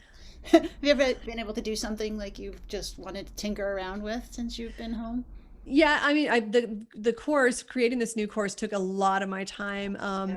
In between that, I did a lot of hiking. I live in Northeast PA, so it's winter now, but during the summer months when it was warm, I was doing a lot of hiking just to get out, in nature. Um, and yeah, caught up on a couple like The Crown and a couple of things on Netflix, but I kind of, I have a lot of little interests, so it's just kind of sometimes I've spread too thin, and sometimes I'm like fully in on something. So yeah, it always varies. Well, do you think that like, I feel like during the pandemic, different industries and definitely ones that I work in or associate with or adjacent to, it's like a lot of people have been talking more about like self-care and stuff being Hmm. woven into like, I wonder how much like the pandemic will make sort of self-care and like a culture of self-care be woven more into like the audio, the live audio industry. I do think that that's something that could happen. Like, I mean, I think first they'll have to deal with the pandemic and everything that that means. Yeah. It's just like self-care for the crew. I don't know, like a new appreciation for everybody's health and safety or something. Do you think there might be a positive that comes out of it? Yeah, I think it's going to have to be individual driven, because that's something that's always been important to me. Like I've always been into like, taking care of myself and trying to get into a regular workout routine and eat healthy. And I do have times where I go off the rails and it's like, yeah, junk food galore, whatever. But for the Yeah. most part, I try and practice a healthy lifestyle. And, that was one thing when I came home, I was like, okay, I'm going to learn how to do Qigong, and I'm going to do that every day when I wake up. And I was doing great for months, and then I'd fall out of my routine, or I'd get into yoga for a while and meditation and things like that. And I think with the job, the lifestyle of being on tour, finding balance is a huge part of that. Otherwise you burn out really quick. And that's like, for me, um, balance is different. It's everybody's got to find their own balance. And I think if you work 9 to 5, or if you work even like a 50-hour work week, you've got to have that. Okay, either my downtime is when I get home from work, I have like an hour to myself before I'm with the family, or at some point, or I have the weekend like where I do me and I take care of me and my needs. Or if you're on tour, like for me, it was like, okay, this tour is going to be, over the next 9 months. And then I'm going to take a month or two and just, recuperate and do what I need to do for me. And I definitely feel that like when I don't do that and I just go really hard at it, like, I think when you're younger, you can, but as you start getting older, it just really catches up with you. And you're like, oh my God, like I used to be able to like do this, and this, and now it's like excruciating. And so you have to, like, your body just forces you to, like, you're in this business, you just beat up your body by lack of sleep and, Yeah. um, airplane flights and lugging heavy equipment and working really hard, that, um, if you don't take care of yourself, then you're going to pay for it. And that's one thing I wish I knew when I was younger, because Mhm. I was always, trying to work really hard and show that I could do it just as good as the guys, and, and overdo it sometimes, where um, just going above and beyond, beating myself up because I could. I was, in my 20s, and you can, You'll wake work up your in the body to morning and be death. fine. And Yeah. yeah. And and I could have those late nights, and I could go out and spend my entire day off out, pub crawling and drinking beer all day, and come back to the hotel at 2 and get up at 8. And, no, not anymore. It's just, it catches up to you, and, your joints, your everything. So you really have to make it a point to figure out your balance and how to listen to your body, and just say, you know what, I need to stop for a minute. I need to go out and get some fresh air and some sunlight, or I just need to do this or whatever. And I don't think the industry as a whole has even any concept of that. Although there are some really great people like Becky Pell, who, I don't know if you're familiar with Becky, sound engineer, monitor engineer, who lives in Australia now. She's a yogi as well. And she teaches yoga on tour, which is, I think, incredible, because yoga and meditation for musicians and crew, like what a great person to have on your crew to just kind of keep everybody in check and in balance. Oh, yeah. So more people like that who are kind of getting that message out is great. But again, I don't think tours will ever implement like, okay, we're going to have weekly meditation class, or, or we're going to make sure everybody gets organic food. I mean, it's going to be coming from the individual just looking out for themselves. Yeah. Yeah. That's, yeah. Although maybe, I mean, well, okay. Yeah, I won't say any judgments. This might be a tricky question, but if, like, let's say you didn't pursue sound, can you think of anything else that you would have done in your life or for a career that would have been as, like, fulfilling and meaningful and, like, yeah, just like constantly changing, but you're like in it? Can you think of anything else you would have done if not sound? The only other thing I wanted to be when I was a little girl was an astronaut, because I love space and science. So I think if it wasn't music, which was all obvious, like, yeah, like talk about, okay, well, which one of these are gonna, two hard jobs, which one is gonna be easier? So yeah, like I yeah, I mean, I was actually good at math, but I just don't like it. And that was probably the whole, yeah. I mean, if I didn't get into music, I probably would have gotten into some sort of science and hopefully worked at NASA or something like that. That would have been my dream job, just being involved with space program, like space exploration and, something to that effect. Because I'm also, like total Star Trek, Star Wars geek as well. So, that's my fantasy of like, yes, someday we'll all be, traveling on beautiful starships and, going to visit planets that we want to see. And yeah. I could see you doing that. Here's a question I always ask everybody I interview, and so you can take it any way you want to, but like, what do you know that no one else knows about your career? And I'm not talking about secrets or like dirt on bands or something, just like something only Michelle, based on your lived experiences and your observations, knows. Like, how could you describe that? What do you know? Wow. You That's can a take tough it one. any way you want.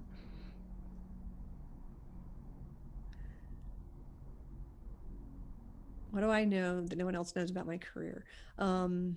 I mean, to me, it's always been, I think, a case of it doesn't matter who or what you are or what you're not, or where you come from.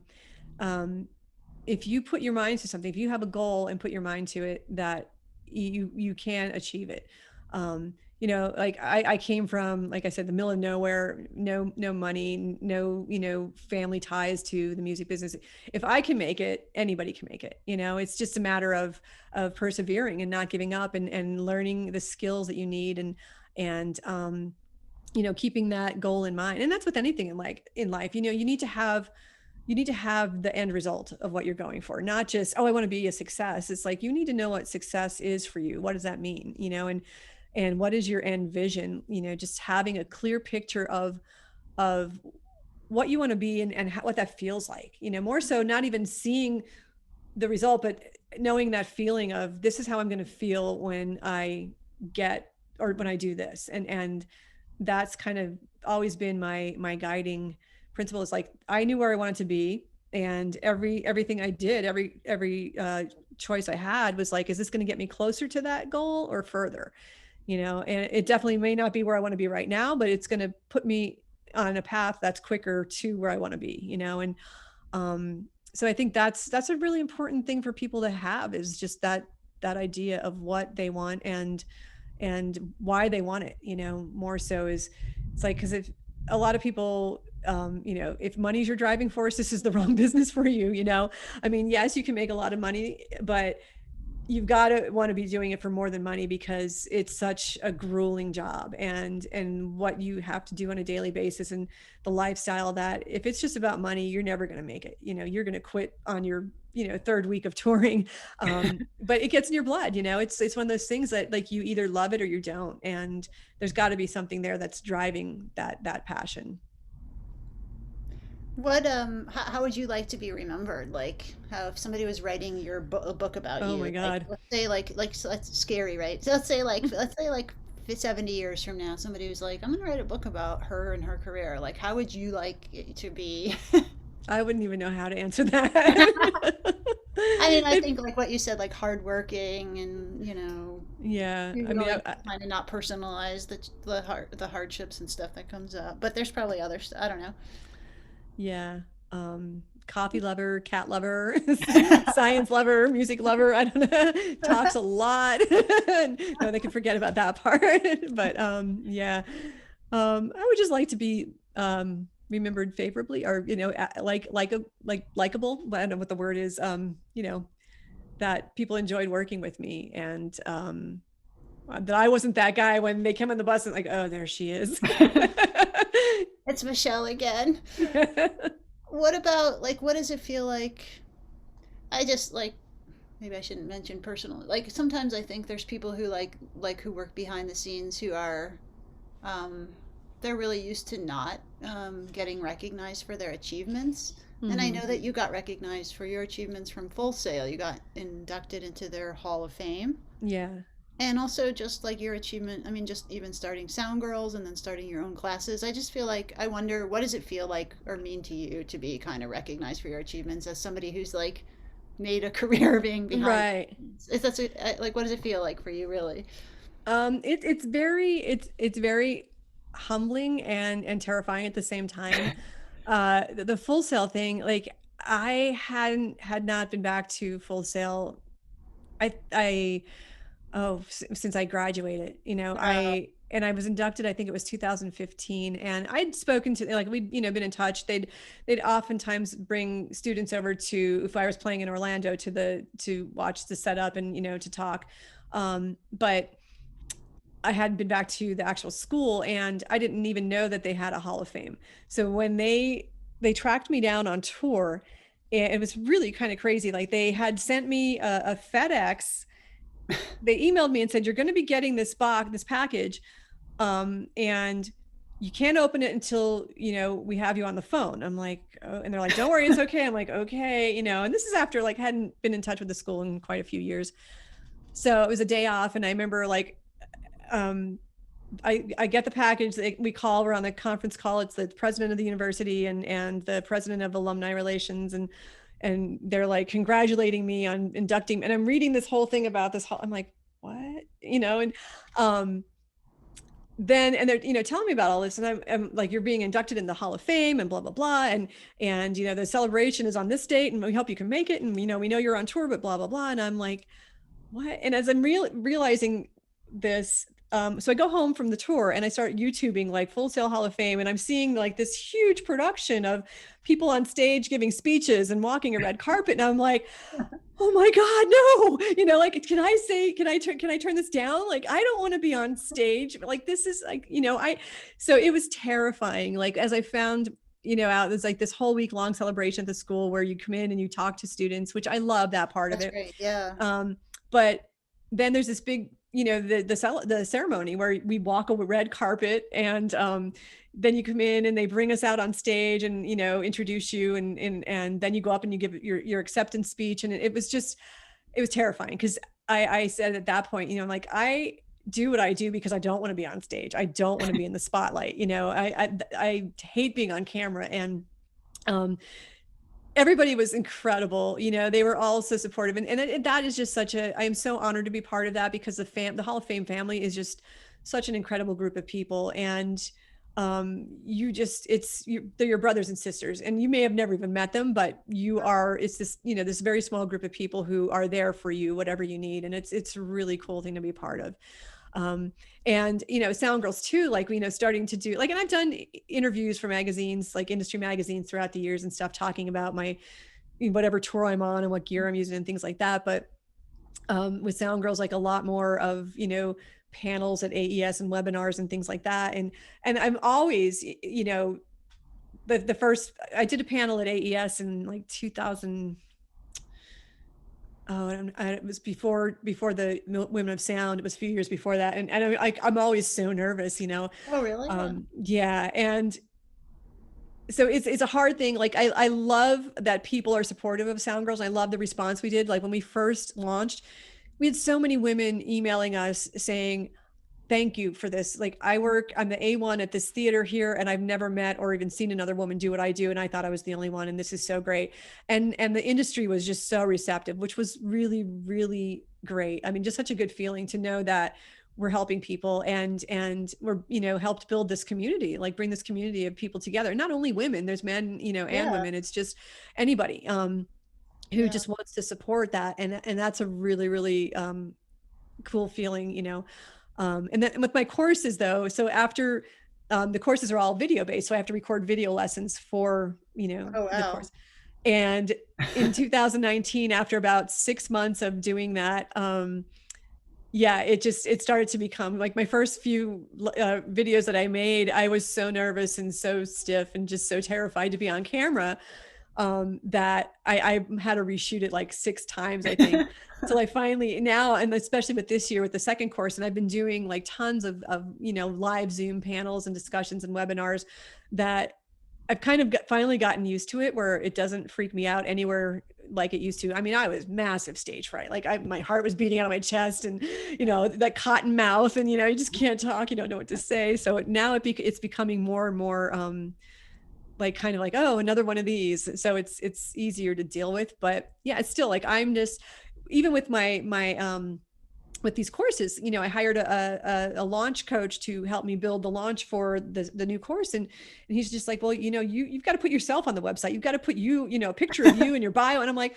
no, he's like, no, you're a personality. Like you have to, I'm like, no, They want to like, hear from you. They're taking right. to be It's, you. it's just bizarre to me, It like to is. have, yeah, it is. It's really weird to have, like, I have this website and it has, hi, I'm Michelle and blah, blah, blah. And it's like, oh my God, it's just so not, like I'm great with people one-on-one, but like to be out there, like I've always been very private, and it's a total strange kind of almost alter ego kind of thing. Yeah.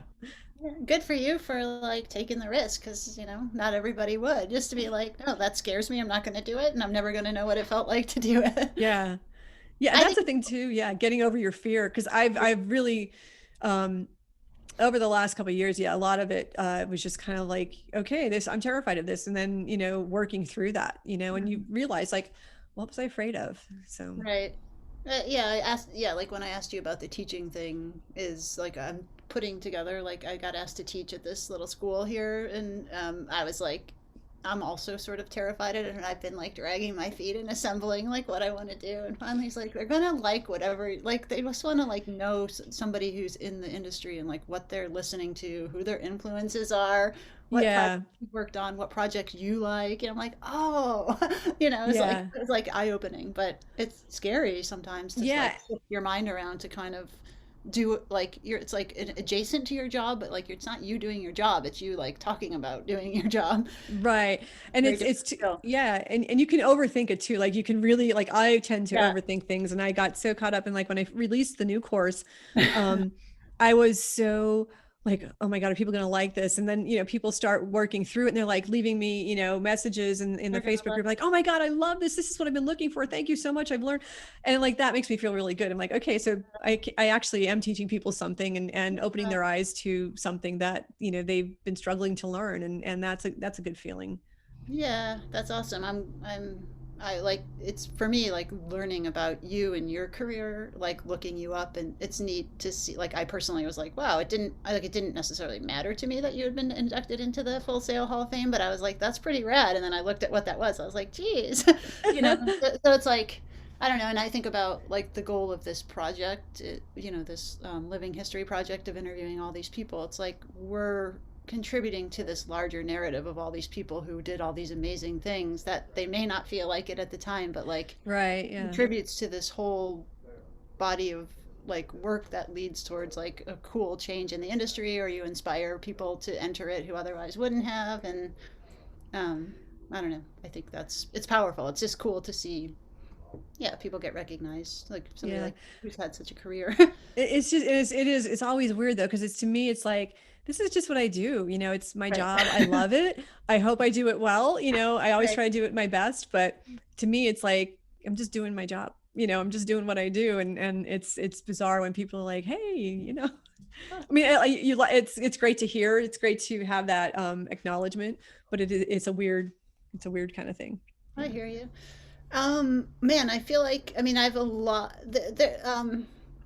Here's a question. Maybe we're sort of wrapping up here, getting ready to wrap up, unless there's other things. But who, if you could interview somebody who like had an imprint, an impact on your life, living or dead, who would you interview? George Lucas. Why? um, you know what? Like not to be cliche, but Star Wars changed my life. That it's funny because I had a very little tiny brush with him, but that working with all the artists I've worked for, I've never been starstruck. And even like having been able to work for some of my idols, like Mr. Big and Styx, I've never felt that, oh my God, starstruck, but George Lucas, so I became friends with Leslie Ann Jones of Skywalker Sound. And to me, Leslie always had the coolest job. She runs Skywalker. I mean, she's like works there. And she's amazing. So Very giving we too. yeah. So she had invited me. I was out there and I had in that area and had a couple of days off, and she invited me to lunch at the ranch. So my friend came with me, and we're both, huge Star Wars fans.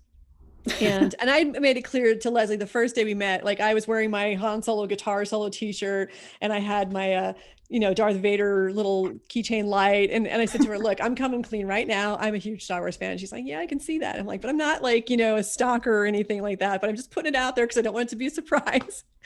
So we went out to the ranch, and like, oh my God, the place is just beautiful. Like, what a dream place to work. I can only imagine. But she was fantastic. Like, gave us a tour of all the facilities, and we were she was showing us, there's like their new, I think they had just put in their new 7.1 surround sound system in one of the screening theaters. So she's like, let's go see if we can get in there and see it. And there was a few people outside of the theater, and she, we walked up and she said, is there anybody in there? And they said, well, not right now. And she's like, okay, let's sneak in real quick. So we go in, and she's telling us all about the sound system and everything. And we hear the door open, and we turn around, and in walks George. And I'm just like, And did you know right away? oh yeah, he's like this tall. Like I'm just surprised. Like he's tiny. But he walked in, and we turned around, and my friend and I are like, and I'm thinking like, my friend, I'm like, don't do anything stupid, don't do anything stupid, And he's just like, well, hello, Leslie. And she's like, hello, George. And we just like, hi. And we walked out, and we got outside the theater, and she said, well, there you go. And the two of us, my friend and I, were like, oh my God, like totally geeking out like children. It was hysterical. Like we didn't really meet him, but he was like, with we could have shook hands, and it was just, but yeah, like, not to be cliche, it literally, Star Wars, that movie changed my life. When I was about 8 years old when it came out. And I remember one of my neighborhood friends, a boy who lived in my street, we were friends, and he told me all about it. He's like, hey, this movie's coming out. And we used to get the magazines and read all about it before it was even, in theaters. And I remember that this, I always, every time I watch it, because I watch it regularly, I'm not much of a geek, but there's the scene when, Luke Skywalker in the beginning, and he's looking out like over his planet of, Tatooine, like, how am I ever going to get off this rock? And I remember at 8 years old relating to that, like, how am I ever going to get out of this town? But it was just kind of like, it's good. Yeah. Yeah. And and then to see like the whole story of the struggle and achieving your getting where you need to be. And it just like at that age for me, it was just kind of like hope. I don't have to stay here for the rest of my life. I can get out there and be and make whatever. There was something that just resonated with me and gave me hope that there's more than this little tiny podunk town that I live in. There's a big world out there, and I'm going to go see it. And it really did. Like, it just kind of instilled in me like this hope that anything is possible. And yeah, so I would love to, I don't know what I would ask him that he hasn't been asked before, but yeah. I love that. That's a great story. That's so cool. Is there anything that we haven't touched in on today that, I know it's not been chronological or like a step-by-step, blow-by-blow, like achievement after achievement kind of interview, but like, is there anything you wanted to bring up that we didn't get to check in on? No, I think we covered a lot. So yeah. Cool. Thank you so much for your time and for being so giving and all your answers. It's like I know it's sometimes tiring to like get asked the same stuff, but I Oh, hope that you had great questions. I Yeah. hope that we got to talk about it's so cool to hear like yeah, it's just very cool to hear from somebody who's been at it for so long and how they got to where they are and yeah. Are you do you have like a place you want to travel to right when the pandemic ends? Do you have like a list of places where you're like I'm getting there? I would love to go to Hawaii. The Hawaii is one of my favorite places.